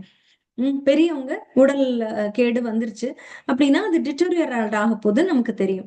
அப்ப அதை மாற்ற முடியுமா? நம்ம கவலை கொள்ளணும், ஓ இப்படி வந்துருச்சே, சே எவ்வளவு நல்லவங்க அப்படின்னு. இல்லைன்னா அவங்க போயிட்டாங்கன்னா ஐயோ போயிட்டாங்களே, இந்த குடும்பம் எவ்வளவு கஷ்டப்படுதே அப்படின்னு நம்மளுக்கு வேண்டியவங்க கருணை காட்டுறோம் அந்த குடும்பத்து மேல. அது தேவையற்ற கருணை, அங்க காட்டக்கூடாது. அங்க என்ன பண்ணணும்? அங்க கருணை இருந்தால் அங்க பக்தியை கொண்டே கொடுக்கணும், உதவியை உடனே கொடுக்கணும். கவலைப்படக்கூடாது, கவலைப்பட்டு கொண்டே அந்த காரியத்தை செய்யக்கூடாது, அந்த உதவியை செய்யக்கூடாது. கவலை மாசுச்சுக, பகவான் மேல் நம்ம கவலைப்படாதே, பகவான் நமக்கு கைவிட மாட்டார், அவர் இருக்கிறார்னு தோணணும். அதாவது இப்ப சில பேர் இருக்காங்க, ஒரு கணவன் மனைவின்னு இருந்தா ஒருவர் முன்னாடி போயிடுறது, ஒருவர் இருக்கக்கூடியவர்கள் ரொம்ப வருத்தப்படுவாங்க. அப்ப என்ன தெரியுமா அந்த ஆட்டிடியூட் எடுத்துக்கணும். யார் இருந்தாலும், கணவன் போய் மனைவி இருந்தாலும் சரி, மனைவி போய் கணவன் இருந்தாலும் சரி, அந்த காலம் நமக்காக பகவான் கொடுத்திருக்கிறார் இல்லையா? அவர்கள் சென்றது தவறுதான், நம்ம கஷ்டம்தான், இந்த துக்கம் தான், இல்லை என்று சொல்லல. ஆனா அந்த பிரிவு ஆற்றாமையை வந்து எப்படி ஆற்றிக்கொள்ள வேண்டும்னா, அவர்களுக்கு அதிகமாக நமக்கு இந்த ஆயுளை பகவான் கொடுத்திருக்கிறார்னா, அவரை பற்றி சிந்திப்பதற்காக தான் இந்த நேரத்தை நமக்கு கொடுத்திருக்கிறார். நம்மளுடைய பொறுப்பு ஒன்று குறைந்திருக்கிறது. நாம் பராமரித்து பார்த்து வந்த கணவன் இப்போது இல்லை. அப்ப நாம் நம்மளுடைய சிந்தனையை ஃபுல்லா இப்ப பகவான் மேல செலுத்த முடியும். இப்போது கூட செலுத்தலைன்னா எப்ப செலுத்த போறோம்? சோ இது வந்து நம்ம சேர்ந்தே போகணும்னு நினைச்சோம், போக முடியல. நமக்கு ஒரு நேரம் கிடைத்திருக்கிறது அப்படின்னா அது பகவான் கொடுத்த ஒரு போனஸ்ன்னு எடுத்துக்கணும். பகவானோடு உறவு கொள்ள, பகவானோடு பக்தி கொள்ள நமக்கு கிடைத்த நேரமாக நினைத்து பகவான் பக்தியை எடுத்துக்கணும் அந்த சமயத்துல. சரியா? இப்படியாக எந்த ஒரு காரியம் வாழ்க்கையில் நடந்தாலும் அதனை ஏற்றுக்கொண்டு சுற்றக கவலைப்படாமல் இருக்க வேண்டும். பயம் கொண்டு இருந்தோம் என்றால் அங்கு நம்பிக்கை இல்லை என்று அர்த்தம். பயப்படுகிறோம் அப்படின்னாலே நம்பிக்கை இல்லை. நம்பிக்கை இருக்கும் இடத்தில் பயம் இருக்காது. இப்ப எப்படி இருட்டு வெளிச்சம், வெளிச்சம் இருக்கு, சூரியன் வந்துருச்சு அப்படின்னா இருட்டு இல்ல, இருட்டு இருட்டு இருக்காது. அது போலதான் நம்பிக்கை வந்து விட்டால் பயம் இருக்காது. அங்க இருட்டா இருக்கு அப்படின்னா வெளிச்சம் இல்லைன்னு அர்த்தம். அங்க பயம் இருக்கு அப்படின்னா என்ன அர்த்தம்? உங்களுக்கு நம்பிக்கை இல்லை, நமக்கு நம்பிக்கை இல்லை என்று அர்த்தம். சரி, இப்படிதான் இந்த விஷயத்தை யாருக்கு சொல்லக்கூடாதுன்னு அடுத்ததுல சொல்லிடுற. யாரா இருக்கு அதனால சொல்லுங்கிறதுக்காக எல்லாருக்குமே சொல்லலாமா? அதுவும் இப்ப எனக்கு சொல்லணும்னு சொல்லிட்டாங்க, பிரச்சாரம் பண்ணணும்னு சொல்லிருக்காங்க, நான் எல்லார்ட்டையும் போய் சொல்றேன் அப்படின்னு சொல்லலாமா? இல்ல. அதுவும் ஏற்புத்தன்மை உடையவர்களுக்கு தான் சொல்லணும். ஆனா உன்னுடைய நேர விரயத்தையும் உன்னோட சக்தியையும் விரயம் செய்யாதே. யாரிடம் சொல்ல வேண்டும் என்று தேர்ந்தெடுத்து சொல். யாரிடம் சொல்லக்கூடாதுன்னு உனக்கு தெரியணும். யாரிடம் சொல்லக்கூடாது அப்படின்னா, தவம் இல்லாதவன். அதாவது தவம் இல்லாதவன்னா என்ன? தவம் செய்து கொண்டே இருப்பவனா? மெடிடேஷன் பண்றானா? இல்ல. கட்டுப்பாடு இல்லாதவன். தவம்னா என்ன? கட்டுப்பாடு. ஒரு ஆஸ்டரிட்டி அப்படின்னு சொல்லுவாங்க. அதாவது ஒரு காரியம் செய்வதற்கு ஒரு ஒரு கட்டுப்பாடு வேண்டும். அந்த கட்டுப்பாடே இல்லாமல் நான் எப்ப வேணா எழுந்திருக்கலாம், எப்ப வேணா தூங்கலாம், எங்க வேணா போலாம், யாரோட வேணா பழகலாம் அப்படின்னு ஒரு கட்டுப்பாடே இல்லாமல் இருக்கிறவர்களை நாம் ஒன்றும் செய்ய முடியாது. தவம் இல்லாதவன், அவனுக்கு தன்மையிலேயே தன்னை கண்ட்ரோல் பண்ண தெரியாதவன், அவங்கிட்ட போய் நீங்க அப்படி இரு இப்படி இருன்னு சொல்ல முடியாது. அவங்களையும் எப்படி பார்க்கலாம் நான் அப்புறமா சொல்றேன். பட் அவர்களிடம் நேரடியாக பிரச்சாரம் செய்ய போக வேண்டாம்னு கிருஷ்ணரே சொல்றார். யாருக்கெல்லாம் சொல்லக்கூடாதுன்னு. தவம் இல்லாதவன், பக்தி இல்லாதவன், அவன் வந்து நாத்திகனாக இருக்கிறான், பக்தி இல்லை. அப்புறம் பக்தி தொண்டு செய்யாதவன், கொஞ்சம் கூட பக்திக்கு ஹெல்ப் பண்ணல. நம்ம கேக்குறதுக்கு கூட சரி, நீங்க இங்க வந்து ஒரு பக்தி ஜபம் பண்றீங்கன்னா அங்க சரி சத்தம் போடாம இருப்போம் அப்படின்னு உதவி கூட செய்யாதவன். அப்படி. அப்புறம் பொறாமை கொண்டவன், அவன் மனதுல வந்து ஏன் எதுக்கு செய்யணும், அவர் என்ன பெரிய இவரான்னு கேக்குறான் அப்படின்னா, இப்படிப்பட்டவர்களிடம் நீ பேசாதே. அது வந்து நேர வரையும் நீயே உன்னோட எனர்ஜி லூஸ் ஆயிடும். அதாவது பக்தி பரப்பதற்கு ஒரு ஆன்மீக சக்தி வேணும் நமக்கே. ஒரு ஒரு எனர்ஜி நம்மளுக்கு இருக்கணும். அந்த எனர்ஜியே இல்லாம போயிடும். நம்மளையே ட்ரெயின் ஆயிட்டாயி நம்மளே அப்படியே வறண்டு போக விட்டுருவாங்க. தொண்டை தண்ணி வத்தி போறதுதான் மிச்சமா இருக்கும். சோ யாரை தேர்ந்தெடுத்து சொல்ல வேண்டும்ன்றது இருக்கு. சோ அப்ப யாருக்கு சொல்லணும் அப்படின்னா, இதம் பரமம் குஹ்யம், இது பரம ரகசியம். இது யாருக்கு சொல்லலாமோ அவர்களுக்கு தான் சொல்லணும். இதம் பரமம் குஹ்யம் மத் பக்தேஷ் வபிதாஸ்யதி. இந்த பரம ரகசியமான விஷயத்தை, பக்தி விஷயத்தை, பக்தின் மயி பராம் கிருத்வா மாமேஷ் ஏவைஷ்யஸ் யத்ய சம்சயஹ. அதாவது இதுல சந்தேகமே இல்லை, நீ யாரிடம் சொல்லலாம்னு. யார்கிட்ட அப்படின்னா, பகவானே பரமகதி என்பதை யாரிடம் சொல்லலாம் அப்படின்னா, இந்த மாதிரி இந்த சரியான ஓப்பன் மைண்டடா இருக்கக்கூடியவர்களுக்கு இந்த பரம ரகசியமான விஷயத்தை, பக்தி விஷயத்தை, பகவானே பரமகதி என்பதை ஆளை தேர்ந்தெடுத்து சொல்பவன், விளக்கி சொல்பவன் பக்தி தொண்டை பெறுகிறான் அப்படின்னு சொல்ற. பக்தி செய்வதற்கு அவனுக்கு தொண்டு தானால் கிடைக்குமா? இதோட பலன் என்ன? நாம பகவத் பக்தி செய்யறதுக்கான பலன் என்ன? இன்னைக்கு நம்ம ஜபம் பண்றோம், அதுக்கு என்ன பலனா கேட்கணும்னா சேவையத்தான் கேட்கணுமா, சேவை செய்யற வாய்ப்பை தான் கேட்கணுமா. எனக்கு வந்து உன் பரம திருவடி திருவடி கொடுத்து என்ன பண்ண போற, திருவடிக்கு சேவை செய்யணும். அங்கேயும் போய் சேவைதான். நீ வந்து பரமபதம் அடைகிற, வைகுண்ட லோகம் போற, கிருஷ்ண லோகம் போற, கோலோக பிருந்தாவனம் போறேன்னா அங்கேயும் போய் என்ன பண்ண போறோம், தூங்க போறோமா? இல்ல, அங்கேயும் சேவை செய்ய போறோம். சோ அங்க போறதும் இருக்கட்டும், இங்கேயும் நாம செய்கிற ஒவ்வொரு ஆன்மீக காரியத்திற்கும் பலன் என்ன அப்படின்னா, ஒரு காலேஜ்ல சீட் கிடைக்கிறதோ, குழந்தை பிறக்கிறதோ, இல்ல விசா கிடைக்கிறதோ கிடையாது.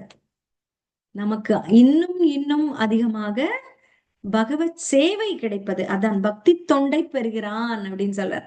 பக்தி செய்வதற்கு தொண்டு இன்னும் அவனுக்கு கிடைக்கிறது. பக்தி செய்வதற்கு ஃபங்க்ஷனல் ஆக்டிவிட்டி என்ன அப்படின்னா சேவை செய்யறதுதான். இறுதியில் இறுதியில் அவன் என்னையும் வந்து அடைவான். என்னை வந்து அடைந்து இந்த லோகத்துல சேவை செய்வான், அந்த லோகத்துல என்னை வந்து அடைந்து அங்கும் சேவை செய்வான் அப்படின்னு சொல்றார். அப்ப அடுத்தது சொல்றார் 69ல, என்னை விட அவனை விட பிரியமானவன் இந்த உலகில் எனக்கு வேறு யாருமே இல்லை அப்படிங்கிறார். யாரு? இந்த பக்தி விஷயத்தை எடுத்து சொல்பவன், மற்றவர்களுக்கு விளக்கி சொல்பவன். சி, இனி அது போல ஒருவன் வருவதும் இல்லை, இருக்க போறதும் இல்லை, அவன் தான் எனக்கு அப்படின்னு சொல்றார். சோ இதுல இருந்து நாம ஏன் சொல்ல வேண்டும் அப்படிங்கிறது உறுதியாகிறது இல்லையா? ஏன் பக்தி விஷயத்தை, கிருஷ்ண பக்தியை பரப்ப வேண்டும் அப்படிங்கிறது இப்ப தெரியுதா? ஏன் சொல்ல வேண்டும் அப்படிங்கிறது, பகவானுக்கு நாம் பிரியமானவர்களாக ஆவோம் அப்படிங்கிறது. பகவானுக்கு பிரியமானவர்களாக ஆகிறது தான் நம்மளுடைய குறிக்கோள். அந்த பகவானுக்கு பிரியமான விஷயங்களை செய்தால் அவன் இன்னும் இன்னும் நமக்கு சேவை செய்வான். அதுதான் ஒரு சைக்கிள் மாதிரி. சொல்றோம்ல, நிறைய சாப்பிட்டா குண்டாயிடுறோம், குண்டாயிட்டா நடக்க முடியாது, நடக்காம இருந்தா இன்னும் இன்னும் வெயிட் போடும், அப்புறம் நம்ம சாப்பிடுறோம், அதே சர்க்கிள் ஆயிட்டே இருக்கு. அது போலதான் இது. நம்ம பக்தி செய்யறோம், சேவை கிடைக்குது, சேவை செய்ய இன்னும் பக்தி கிடைக்குது, இன்னும் சேவை கிடைக்குது, பக்தி கிடைக்குது, சேவை கிடைக்குது, பகவான் கிட்ட இந்த இதுலயே இருப்போம், அருகில் அருகில் போய்கொண்டே இருப்போம். இதுல இன்னும் ஒரு கான்செப்ட பிரபுபாதர் சொல்றார். பக்தி செய்வதிலேயே 2 விதங்கள் இருக்கு பக்தர்கள்ல. இப்படி ஏன் பக்தி செய்ய வேண்டும்னு நாம எந்த கேட்டகரியில இருக்கணும் அப்படிங்கிறது இதுல புரியும். ஏன் பக்தியை பரப்ப வேண்டும் அப்படிங்கிறது புரியும். ஏன்னா நான் பஜனானந்தி, கோஷ்டி ஆனந்தி, இது வந்து ராதேஷாம் பிரபு வந்து ஒரு லெக்சர்ல ரொம்ப பியூட்டிஃபுல்லா சொன்னார். இது வந்து எனக்கு நினைச்சேன் இதை கண்டிப்பா சொல்லணும்னு. என்னன்னா, பஜனானந்தினா பஜனை செய்வார். ஒரு இப்ப பிருந்தாவனம், பத்ரிகாசிரமம் போன்ற அந்த திருத்தலங்கள்ல போய், யாத்திரை தலங்கள்ல போய் இருந்து பக்தி செய்வார். அங்கு உள்ள பகவானுக்கு சேவை செய்வார். அதான் பஜனானந்தி, பஜனை செய்வார். இன்னொருத்தர் இருக்காராம் கோஷ்டி ஆனந்தி.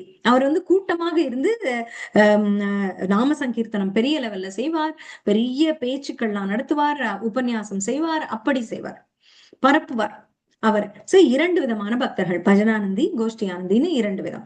அதுல இப்ப நம்ம ஸ்ரீல பிரபுபாதர் என்ன அப்படின்னு நமக்கே தெரியும். அது ஒரே ஒரு இடத்துல இருந்து எல்லாம் பண்ணாரா? இல்ல, பல இடத்துக்கும் போனார். கோஷ்டி ஆனந்தி அவர் கூட்டம் கூட்டமாக ஆட்களை சேர்த்தார். ஆட்கள் அவருக்கு வேணும், கோஷ்டி வேணும் அவருக்கு எப்பவுமே. அவர்களுக்கெல்லாம் பரப்புவார். பலருக்கும் அவர் அவரை அவரை சுற்றி அவர் சேர்க்கவில்லை, ஆனால் அவர் நின்றால் 1000 பேர் வந்து நிற்பான். என்ன சொல்றார், என்ன சொல்றாருன்னு கேட்கறதுக்கு. அப்படிப்பட்ட குருவாக இருந்தார். அது பிரபுபாதர்.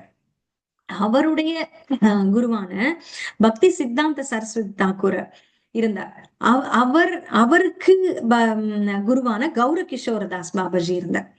அவர் வந்து பஜனானந்தி தானா. இப்ப பக்தி சித்தாந்த சரஸ்வதி தாக்கூரும் கோஷ்டி ஆனந்தி, அவரும் பல சிஷ்யர்களை ஏற்படுத்தி இருக்கிறார். பிரபுபாதர் போல பல பேரை ஏற்படுத்தி இருக்கார். கௌடிய மடம் அப்படின்னு நம்ம கேள்விப்படுறோம் இல்லையா, அதுல இருக்க குருமார்கள் இப்பயும் இருக்காங்க. அவரெல்லாம் பக்தி சித்தாந்த சரஸ்வதி தாக்கூர் மகாராஜோடைய சிஷ்யர்கள். அப்படி இருந்தார். அவரும் கோஷ்டி ஆனந்தியா இருந்தார். அவருக்கும் நிறைய பக்தர்கள் இருந்தாங்க. அவர்களுக்கெல்லாம் பக்தி, நிறைய புஸ்தகம் எழுதினார், நிறைய பேச்செல்லாம் பேசினார், பெருசா வளர்த்தார். ஆனா அவருடைய சிஷ்யர்கள் ஒரு தடவை கேட்டாங்களாம், உங்களுடைய குருவான கௌர கிஷோர் தாஸ் பாபாஜி அவர் வந்து பஜனானந்தியா, கோஷ்டி ஆனந்தியாக இருக்கவே இல்லையே, பஜனானந்தியா இருந்தார்.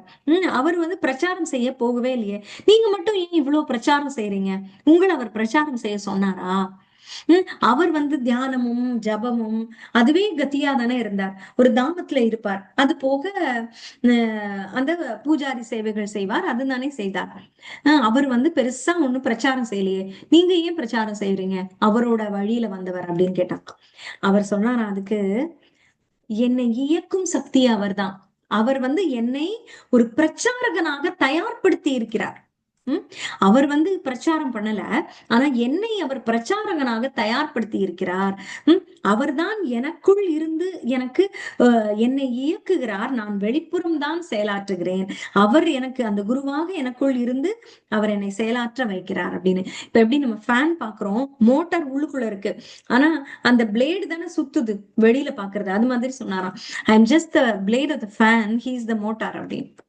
அந்த மாதிரி பிரபுபாதர் யாருன்னு இப்ப நம்மளுக்கே தெரியும். பக்தி சித்தாந்த சரஸ்வதி தாக்கூரோடைய சிஷ்யராக இருந்த பிரபுபாதர் பக்கா கோஷ்டி ஆனந்தி. அவருக்கு வந்து அத்தனை பக்தர்கள் அவரை சூழ்ந்து வாழ்ந்தார்கள். அவருடைய சிஷ்யர்களை அவர் வந்து கோஷ்டி ஆனந்தியா தான் ஆக்கினார்.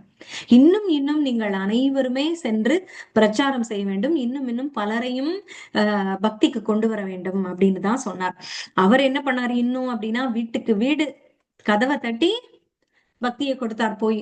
இப்போ நம்ம தாமோதர மாசம் வந்தது, எத்தனை வீடுகளில் சென்று நாம் வந்து தாமோதர ஆர்த்தி பண்ணோம், தாமோதர் லீலா படிச்சோம், தாமோதர அஷ்டகம் படிச்சோம். அப்படியாக வீட்டுக்கு வீடு சென்று பக்தியை கொடுத்தார். அப்புறம் ரோடு ரோடா சென்று புத்தகம் விற்றாங்களா.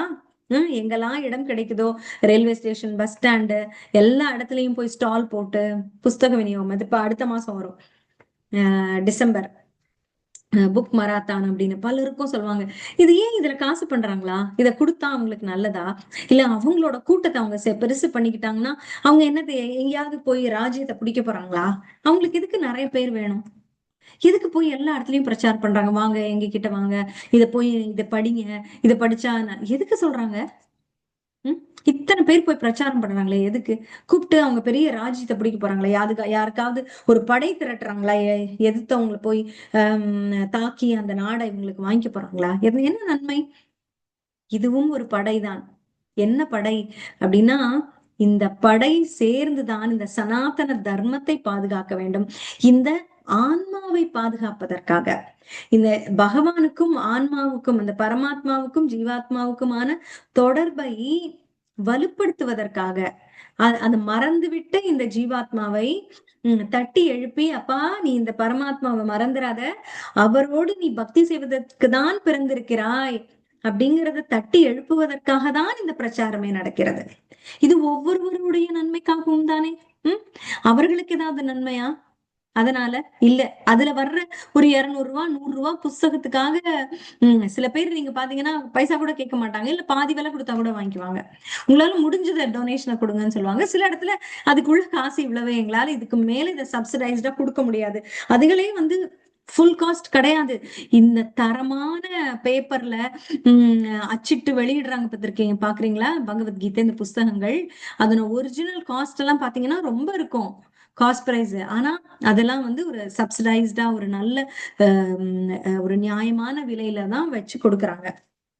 அது மாதிரி.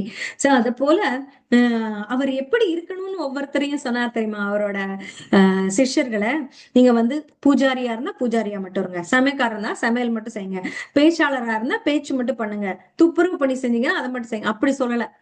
எல்லாமே ஒருவனுக்கு தெரியணும். அந்த காலத்துல இந்த காலேஜ் ப்ரீச்சிங்னு போவாங்களாம். அதுல வந்து ஒருவரே வந்து 2 பேர் தான் போவாங்களா, இல்ல ஒருத்தரும் 2 பேரோ தான். அவங்களே வந்து 2 பாத்திரத்துல பிரசாதம் எடுத்துக்கிட்டு புஸ்தகம் அது இது மைக்கு செட்டு எல்லாத்தையும் எடுத்துக்கிட்டு போவாங்களாம்.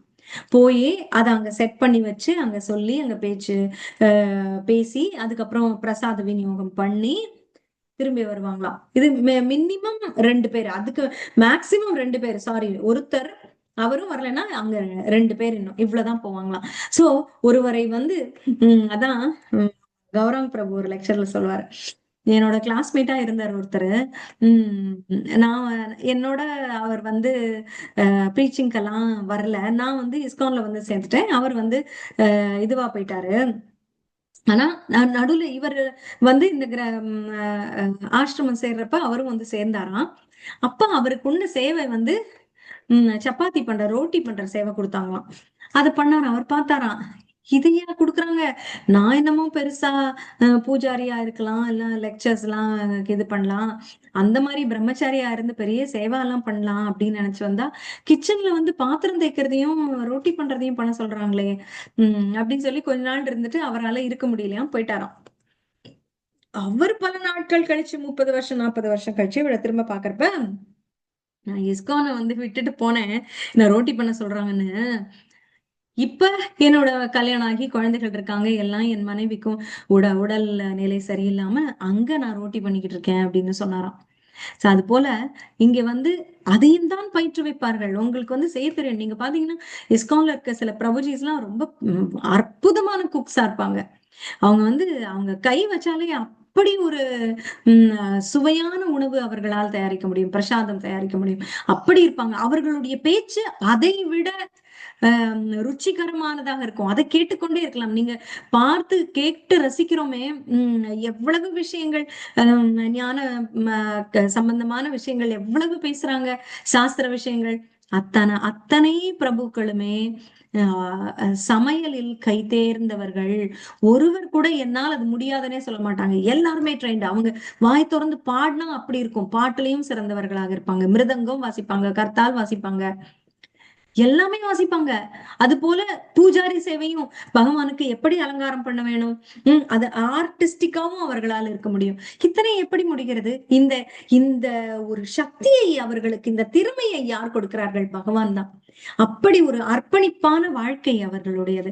சோ அப்படியாக எல்லாமுமாக அவர்கள் அங்கு கற்பிக்கப்படுகிறார்கள், ட்ரெயின் ஆயிடுறாங்க எல்லாத்துலயுமே.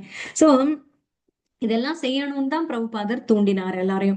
அவர் பரமபதித்து எத்தனையோ நாட்கள் ஆனாலும் இன்று வரை அந்த அந்த கலாச்சாரம் இன்னும் இருந்து வருகிறது. எல்லாரும் எல்லாத்துக்கும் பழகுறாங்க. அதுக்கு தயாராக இருக்க வேண்டும். அப்ப இன்னும் ஒரு சுவையான அனுபவம் ஒருத்தர் சொன்னார் பிரபு. என்னன்னா, புது ஜெகநாத்புரி, நியூ ஜெகநாத்புரி அப்படிங்கிறது சான் பிரான்சிஸ்கோல இருக்கக்கூடிய இஸ்கான் சொல்லுவாங்களாம். அங்க வந்து பிரபுபாதர் சொல்லியிருக்காரு, நீங்க எல்லாம் வெளில போய் பிரச்சாரம் பண்ணணும், யூ ஹாவ் டு ப்ரீச் அப்படின்னு. அப்போ ஒரு பெண் வந்து கேட்டாங்களாம், என்ன, வாட் டு ப்ரீச் அப்படின்னு கேட்டாங்களாம். என்னத்தை நாங்க ப்ரீச் பண்றது? ப்ரீச்ன்னு சொல்றீங்க, என்ன ப்ரீச் பண்றதுனே புரியலையே, என்ன போய் நாங்க சொல்றது, எங்களுக்கு ஒண்ணுமே தெரியலையே அப்படின்னாங்களாம். அப்ப அவர் சொன்னாரா, ஹியர் அப்படின்னு சொன்னார். You listen, keep listening, keep learning, that you can preach அப்படின்னு சொன்னாராம். அப்ப இன்னொரு பையன் கேட்டாரா, how long should we hear, எத்தனை நாளைக்கு கேட்டுட்டு இருக்கிறது, நாங்க எத்தனை நாள் கேட்டா நாங்க குவாலிஃபைடு? இப்ப +2 படிச்சிட்டோம், 10th படிச்ச 10th +2 காலேஜ் 3 years, அப்புறம் பிஜி பிஹெச்டி எல்லாம் இருக்கல, சோ எந்த லெவல், எத்தனை நாள் நாங்க படிச்சுக்கிறது அப்படின்னு கேட்டாராம். அதுக்குன்னு ஒரு தகுதி இருக்கா எப்பன்னு? இப்ப அவர் சொன்னாலாம், 2 வார்த்தைகள் இங்கு கேளுங்கள், 2 வார்த்தைகள் அங்கு சொல்லுங்கள், இங்கு கேட்க கேட்க அங்கு நீங்கள் சொல்லலாம் அப்படின்னு சொன்னாராம் பிரபுபாதர். புரியுதா? அப்ப எனக்கு அதெல்லாம் தெரியாதுன்னு சொல்றதுக்கே இல்ல, இங்க கவனமாக கேட்டால் அதை கண்டிப்பாக நம்மால் சொல்ல முடியும் அப்படிங்கிறது. அதான் சொல்றாங்க, நீங்க ஒரு 5-6 மாசம் பக்தியில இருந்தாலே ஒரு புது பக்தருக்கு எடுத்து சொல்லக்கூடிய நிலைக்கு வந்துருவோமா. 2-3 வருடம் இருந்து விட்டா அவங்க எல்லாம் பெரிய, உண்மையாவே நிறைய அறிந்தவர்கள் போலயாம். அவங்க புது பக்தர்களுக்கெல்லாம் அவங்க வந்து ஓவர் குவாலிஃபைடுன்னு சொல்றாரு. அந்த அளவுக்கெல்லாம் கூட ஆள் வேண்டாம். போய் அவங்கள புது பக்தர்களோட புதுசா வர்றவங்க கிட்ட பேசுறதுக்கு அவ்வளவு குவாலிஃபைடு கூட வேண்டாம். ஒரு 6 மாசம் பழகினவங்க கூட நல்லா போய் பேசிடலாமா, அந்த மாதிரி சொல்றாங்க.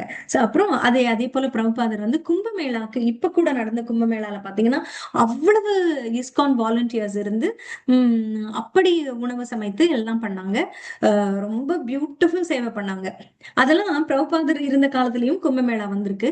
அப்ப வந்து எல்லாம் போய் சேவை செஞ்சப்ப அவர் கேட்டிருக்காரு, நம்ம எதுக்கு போறோம்? கும்பமேளா அப்படின்றது வந்து எதுக்காக? அத்தனை சாதுக்கள் எல்லாரும் போய் அதுல டிப், அந்த கங்கையில டிப் எடுக்க போவாங்க. எதுக்கு அப்படின்னு கேட்டா, அதாவது திரிவேணி சங்கமத்துல எல்லாம் டிப் எடுப்பாங்க. ஏன்னா அதை வந்து முக்தி அடைவதற்காக சொல்றாங்க. சொல்றாரு, நம்ம இப்ப போறது எல்லாரும் நினைச்சுக்காதீங்க நம்ம முக்தி பெறுவதற்காக அப்படின்னு இல்ல. நமக்கு முக்தி பெறுவது எய்ம் அல்ல. அங்கு வரக்கூடிய அத்தனை சாதுக்கள், அத்தனை பக்தர்கள் வராங்க இல்லையா, அவர்களுக்கு பிரசாதம் வழங்கி, அவர்களுக்கு புத்தகம் வழங்கி, அவர்களுக்கு பிரச்சாரம் செய்யதான் நம்ம போறோம். ஏன்னா அவர்கள் ஆல்ரெடி வந்து புண்ணியஸ்தர்கள், புண்ணியம் செய்தவர்கள், அதனாலதான் அங்க வர்றாங்க. அவர்களுக்கு கிருஷ்ண பக்தியை கொடுப்பதற்காக நாம் செல்கிறோம்னு பிரபுபாதர் சொன்னாராம். அப்படியாக அந்த பிரச்சாரம் என்பது உணவு மூலமாகவும் ஞானம் மூலமாகவும் வழங்கலாம் அப்படின்றது. சோ அப்புறம் இப்ப நம்மளுக்கு அவசியம் புரிஞ்சிருச்சு. ஏன் அப்படின்னா அவர்கள் வந்து இப்ப இத்தனை நாம பாக்குறோம், புதிதாக வருகிறவர்கள் அவர்களை நம்மோடு சேர்த்து கொள்வது, அவர்களுக்கு பிரச்சாரம் செய்வது அவர்களுக்கு நன்மையா நமக்கு நன்மையா அப்படின்னு ஒரு கொஸ்டின் கேட்டு பாருங்க. இப்ப அவங்க கஷ்டத்துல இருந்தாங்க அப்படின்னா இப்ப பாருங்க, உங்களுக்கு ஒரு கமிஷன் இருக்குன்னு வச்சுக்கோங்களேன், உங்களுக்கு நன்மை. அதுக்காக நம்ம போய் பிடிப்போம், ஆள் பிடிப்போம், எல்ஐசி இது பிடிக்கிறவங்க பாக்குறோம். அப்புறம் அப்புறம் வந்து சில இந்த டைரக்ட் மார்க்கெட்டிங் அதெல்லாம் இருக்குல்ல, அதுல வந்து நான் ஆள் சேர்த்தேன்னா சிட்டுக்கு எனக்கு காசு அப்படிங்கிறதுக்காக நான் சேர்ப்பேன். அந்த மாதிரி இன்னும் இன்னும் பக்தர்களானா நமக்கு ஏதாவது நன்மையா இல்ல அவர்களுக்கு நன்மையா அப்படின்னா நிறைய பேர் என்ன யோசிப்போம், இதுல எனக்கு நன்மை என்ன இருக்கு, அவர்களுக்கு நன்மை, அதனால்தான் நான் சென்று பக்தியை கொடுக்கிறேன் அப்படின்னு நினைப்போம் இல்லையா? ஆனால் அவசியம் என்னவென்றால் நமக்கு அது அவசியம். இந்த பிரச்சாரம் செய்வது நமக்கு அவசியம். ஏன் அப்படின்னா இது ஒரு புது கான்செப்டா இருக்குல்ல, ஏன்னு யோசிச்சு பாருங்க. இப்ப பாருங்க, இன்னைக்கு நான் 1 மணி நேரம் உங்களுடன் இந்த ஏகாதசி கதையையும் பிரபுபாதர் புத்தகங்கள், பிரபுபாதரின் செய்தியான கிருஷ்ண பக்தியை ஏன் பரப்ப வேண்டும் அப்படிங்கிறதுக்காகவும் பற்றி நான் பேச வேண்டும்னு இருந்தது. இது வந்து ஒரு பிரச்சாரம்னே வச்சுக்கோங்களேன், ஒரு பேச்சு நான் கொடுக்கணும். அப்ப இது எனக்கு நன்மையா உங்களுக்கு நன்மையா? எனக்கு தான் நன்மை. எந்த விதத்துல அப்படின்னா, இதற்காக நான் 2 நாட்கள் 3 நாட்கள் இருந்து படித்தேனே, எத்தனையோ வந்து எதெல்லாம் நான் வந்து இதை படிக்கலாம், சில லெக்சர்ஸ் கேட்டேன், இந்த இந்த இதுல எப்படி எல்லாம் சொல்லியிருக்கார் பிரபுபாதர் அப்படின்னு நான் வந்து எடுத்து படிச்சு பார்த்தேன். அது எனக்கு நன்மை. இதை எடுத்து சொல்வது, இதை வந்து எனக்கு முதலில் நான் சொல்லிக் கொண்டேன். எனக்கு புரிந்ததை இப்போது நான் சொல்றேன் அப்படிங்கறது வந்து போனஸ் தான். இது எனக்கு, இது திரும்ப எனக்கே நான் சொல்லிக் கொள்வது போல எனக்கு தான் ஸ்டில் எனக்கு தான் இது நன்மை. இது உங்களுக்கெல்லாம் நன்மையாக இருக்கும்னு நான் வந்து நினைப்பதை விட எனக்கு இது நன்மை சொல்லுகிறது, எனக்கே நான் சொல்லிக் கொள்வதை போல இருக்கிறது அப்படின்னு தான் நான் எடுத்துக்கொள்வேன். அப்படிதான் இதை வந்து எடுத்துக்கணும் அப்படின்னு சொல்றாங்க. அவர்களால் நீங்கள் வந்து அவர்களுக்கு நீங்கள் பக்தியை கொடுக்கிறீர்கள், பக்தி பிரச்சாரம் செய்கிறீர்கள், நாங்க வந்து ஒரு ஜபமாலை கொடுத்து ஜபம் செய்ய சொல்கிறீர்கள் அப்படின்னா அவர்களுக்கு நன்மையா அப்படின்னா அவர்களுக்கு நன்மை இருக்கலாம், ஆனால் உங்களுக்குத்தான் அதில் அதிக நன்மை.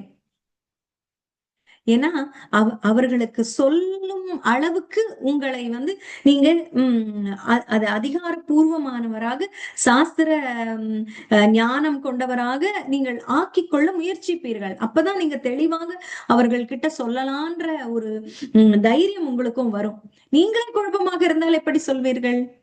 சோ அப்ப நாம் நம்மை தெளிவுபடுத்திக் கொள்வதற்கு பாடுபடும் இல்லையா? சோ நமக்கு தான் அது முதலில் நன்மை அப்படிங்கிறது. சோ இது அவசியம். அவர்களுக்கு மட்டுமல்ல, மற்றவர்களுக்கு நாம் யாருக்கு எடுத்து சொல்கிறோமோ பரிமாறுகிறோமோ அவர்களுக்கு மட்டுமல்ல, நமக்கும். இது டபுள் எட்ஜ்டு ஸ்வார்டுன்னு சொல்றாங்கல்ல, அங்கேயும் குத்தும் இங்கேயும் குத்தும். அந்த மாதிரி வின் வின், 2 பக்கமும் இது நன்மை கொடுக்கும். இது அவர்களுக்கு கொடுக்கலாம். அது பத்தி நமக்கு நம்ம அந்த எண்ணத்துலதான், அது பியூரா இருந்துச்சுன்னு வச்சுக்கோங்க, அது போய் சேரும். நாம் சொல்லக்கூடிய விஷயங்கள் உணர்வுகளை தொடுவதாக இருந்தால், வெறும் ஒரு புக்ல இருக்க போறதை நம்ம ஒப்பிக்கிறோம்னு வச்சுக்கோங்க, டேட்டா என்னென்னது என்னென்னது என்னென்னதுன்னு சொல்றோம்னா அது புஸ்தகத்திலேயே படிச்சுக்கலாம். நம்முடைய அனுபவமும் நம்முடைய உணர்வுகளையும் நம்முடைய ஆத்மார்த்த எண்ணங்களையும் சேர்த்து சொல்லும் பொழுது அது மற்றவர்கள் மனதை தொடும், மற்றவர்கள் மனதை மாற்றும். அப்ப நாம் உணர்ந்ததை தான் நாம பேச முடியும், நான் எடுத்து சொல்ல முடியும். இதுதான் பிரச்சாரம். இது வந்து பெரிய பெரிய ஸ்பீச்சுக்கு மட்டும் இல்ல சட்டம்.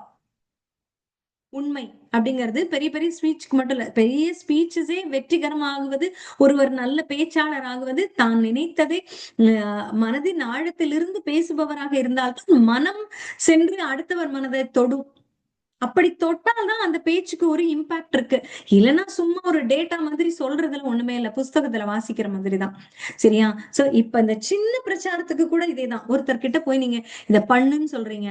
அத அவங்க யோசிக்கிறாங்க. அடுத்த நாள் இவ சொன்னாலே அது ஏன் நம்ம பண்ணக்கூடாது அப்படின்னு. அப்படின்னா நீங்க அதுல ஒரு இம்பாக்ட் கிரியேட் பண்ணிருக்கீங்க அப்படின்னு அர்த்தம். சோ அப்ப நீங்கள் உணர்ந்து மனதால் ஆஹ் மனதின் ஆழத்திலிருந்து சொல்வதுதான் மற்றவர்களை சென்று அடையும். அப்படியே மேலோட்டமா பேசினா ஒரு ஒரு நடிப்பாக இருந்துச்சுன்னு வச்சுக்கோங்க, அது தெரிஞ்சிரும்.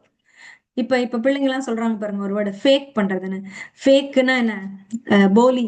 சோ போலியா நடந்துகிட்டா பாக்குறவங்களுக்கே தெரிஞ்சிரும். அதுல அவங்க அட்ராக்ட் ஆகவே மாட்டாங்க. நம்ம அவங்கள பார்த்தாலே ஃபேக்கா தெரியுதுமா அப்படின்னு சொல்லுவாங்க பிள்ளைங்க இல்லையா? உண்மையாக இருந்தால் இப்பவே நம்ம சும்மா ஒரு ஆர்டிபிஷியலா ஒரு குழந்தை காட்டுது, சூப்பரா இருக்கு அப்படின்னு சொன்னோம்னா, சும்மா ஃபேக்கா சொல்லாதீங்கம்மா, நீங்க ஒழுங்கா பார்க்காமலே சொல்றீங்க அப்படின்னு சொல்லும்.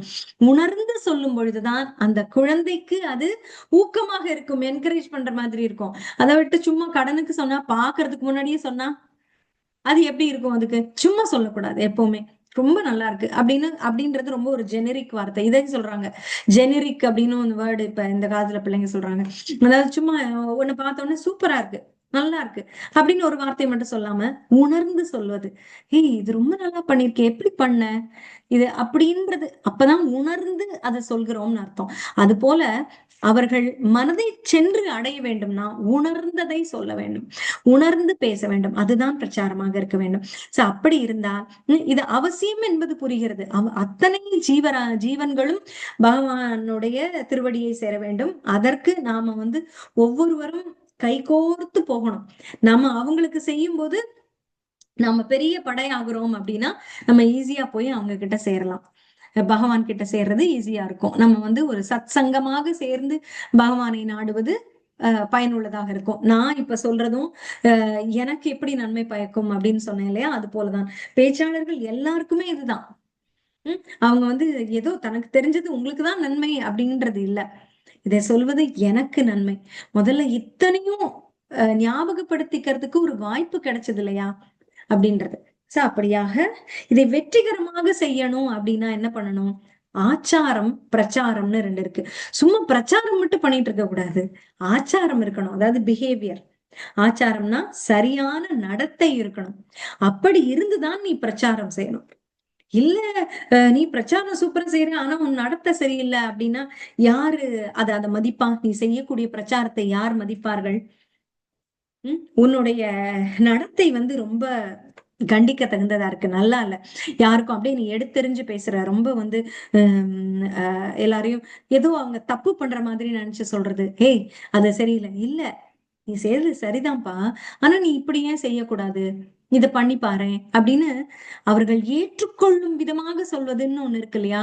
அதுதான் பேசக்கூடிய தன்மை. அது நான் எல்லாருக்கும் வாய்ப்பதில்லை. பகவான் அருள் இருந்தா தான் அந்த கருணையோடு பேச வரும். அந்த கருணையோடு பேச வரும்போது அவர்கள் ஏற்றுக்கொள்வார்கள். அது போல அழகாக, அதாவது அவர்கள் மனதை தொடுவது போல, அவர்கள் மனதை உருக்குவது போல பேசுவது. அப்புறம் இதுக்கெல்லாம் பேசிக் என்ன தெரியுமா? பணிவு, ஹியூமிலிட்டி என்ன சொல்றாங்கல்ல, ஹம்பிளா இருக்கிறது. முதல்ல நான் பெரிய ஆளுன்னு நினைச்சு பேசுறீங்கன்னா யாரும் உங்ககிட்ட வரமாட்டாங்க. நீங்க மேலதான் நிப்பீங்க. நீ நானும் உன்னோடதான், உன்னை விட குறைந்தவன் தான் ஏன் அப்படின்னு நம்ம போனோம்னா அவர்கள் நம்ம நம்ம நிலைக்கு இறங்கி நம் சொல்வதை கேட்பார்கள். சோ அப்ப ஹியூமிலிட்டி, அந்த பணிவு அடக்கம், அது ரொம்ப முக்கியமானது. அப்புறம் அடுத்தவர்களை நீங்க என்ன பண்றீங்க, நீங்க செய்யறதெல்லாம் தப்பு அப்படின்னு நினைக்க வைக்கவே கூடாது. ஏதோ நம்ம பெரிய ஆள் மாதிரியும் அவங்க குறைச்சு மாதிரியும் நினைச்சு நம்ம ஃபீல் பண்ண வைக்கவே கூடாது. அப்பதான் நம்ம செய்யற பிரச்சாரம் அவர்களை சென்று அடையும். அது அவர்களையும் நன்றாக நடத்த வேண்டும். அது ஒண்ணு. அப்புறம் அதுல நான் முன்னாடியே சொன்ன மாதிரி நடிப்பு இருக்கக்கூடாது. ஓ ஆ ஊ அப்படின்னா அவங்களுக்கே தெரிஞ்சிடும் இது நேச்சுரலி இல்ல, இவங்க கொஞ்சம் செயற்கையா பேசுறாங்க, இவங்க மனசுல இருந்து பேசணும்னு பேசுறாங்க அப்படின்றதெல்லாம் இருக்குமா இல்லையா? சில பேர் ஆஹா ஓன்னு பேசுவாங்க, ஆனா அதுல ஒண்ணுமே இருக்காது, நம்மளுக்கு ஒட்டவே ஒட்டாது அவங்க பேசுறது. அப்படியும் இருக்கக்கூடாது. அப்புறம் பண்றோம்னு சொல்லி ஓவராகவும் பண்ணிடக்கூடாது. ஓவர் ஆக்டிங்காகவும் இருந்துடக்கூடாது. அது என்னவா இருக்கணும்னா ரொம்ப இயல்பாக இருக்க வேண்டும். தானாக அந்த பிரச்சாரம் வேண்டும். அதுக்கு வந்து இப்ப நம்ம வெறுமனே அப்படி பண்ணு இப்படி பண்ணுன்றதெல்லாம் புக்ஸ்லயே கிடைக்குது. நம்ம ரியலைசேஷன்ஸை எடுத்து சொல்லணும் அப்படின்றது. அப்பதான் அது வந்து மற்றவரை இன்ஸ்பயர் பண்ணும். சோ முதல்ல என்ன வேணும்? கருணை வேண்டும் முதலில் அடுத்தவர்கள் மேல். அடுத்தது சொல்லும் விதமாக சொல்ல வேண்டும். அப்புறம் தன்னம்பிக்கையோடு சொல்ல வேண்டும். அந்த தன்னம்பிக்கை அப்படின்றது தான் ஒரு அதிகாரப்பூர்வமாக. அதுக்கு என்ன பண்ணணும்? சாஸ்திரங்கள் அதிகமாக படிக்க வேண்டும், கேட்க வேண்டும். இதெல்லாம் இருந்து நம்மள பண்ணிக்கிட்டு இருந்தோம்னா ஆட்டோமேட்டிக்கா நம்ம அடுத்தவங்க கிட்ட பேசும்போது அழகா சொல்ல முடியும், பிரச்சாரம் செய்ய முடியும் அப்படிங்கிறது. இது வந்து பிரச்சாரம் அப்படின்னா 2 பேர்கிட்ட அதோட நன்மையை எடுத்து சொல்றதே பிரச்சாரம் தான். உம் நாம அதிகாரமா இருக்கிறது அப்படின்றது அர்த்தம் இல்லது. இதுல வந்து உம் அதிகாரப்பூர்வமான அந்த ஆச்சாரியர்களின் வார்த்தைகளை எடுத்து சொல்லுவது. அதான் பிரபுபாதரின் வார்த்தைகளை அப்படியே ரிப்பீட் பண்ணா போதும். நான் முதல்ல இஸ்கான் வர்றப்ப பல ஊர்கள்ல எல்லாம் கேட்டிருக்கேன். அப்ப நினைப்பேன், அவங்க அப்படியே அவர் பேசுற மாதிரியே இருக்கே இவர் பேசுறது அப்படின்னு நினைப்பேன். அப்புறம் தான் எனக்கு புரிஞ்சுது, இவங்க எல்லாருக்குமே பேசிஸ் பிரபுபாதர்னு. அதனாலதான் எல்லாரும் ஒரே மாதிரி பேசியிருக்காங்க அப்படின்னு எனக்கு அப்புறம் தான் புரிஞ்சுது. இல்லைன்னா அதை அப்படியே ரிலேட் பண்ண முடிஞ்சது. ஒரே குடும்பமாக அனைவருமே தெரிந்தார்கள். அதற்கு காரணம் பிரபுபாதர் வந்து எல்லாம் எடுத்து அப்படியே தெளிவாக கொடுத்து விட்டார். அதை எடுத்து நாம சொன்னாலே போதும் அப்படிங்கறதுதான். சோ இதுதான் நம்ம பரப்புவதன் அவசியம் குறித்து நாம் அறிய வேண்டியது. சரிங்களா? உம் ஹரே கிருஷ்ணா. உங்களுக்கு ஏதாவது கேள்விகள் இருந்தா கேட்கலாம். நான் நிறைய நேரம் எடுத்துட்டேன், சாரி, மன்னிக்கணும். ஹரே கிருஷ்ணா.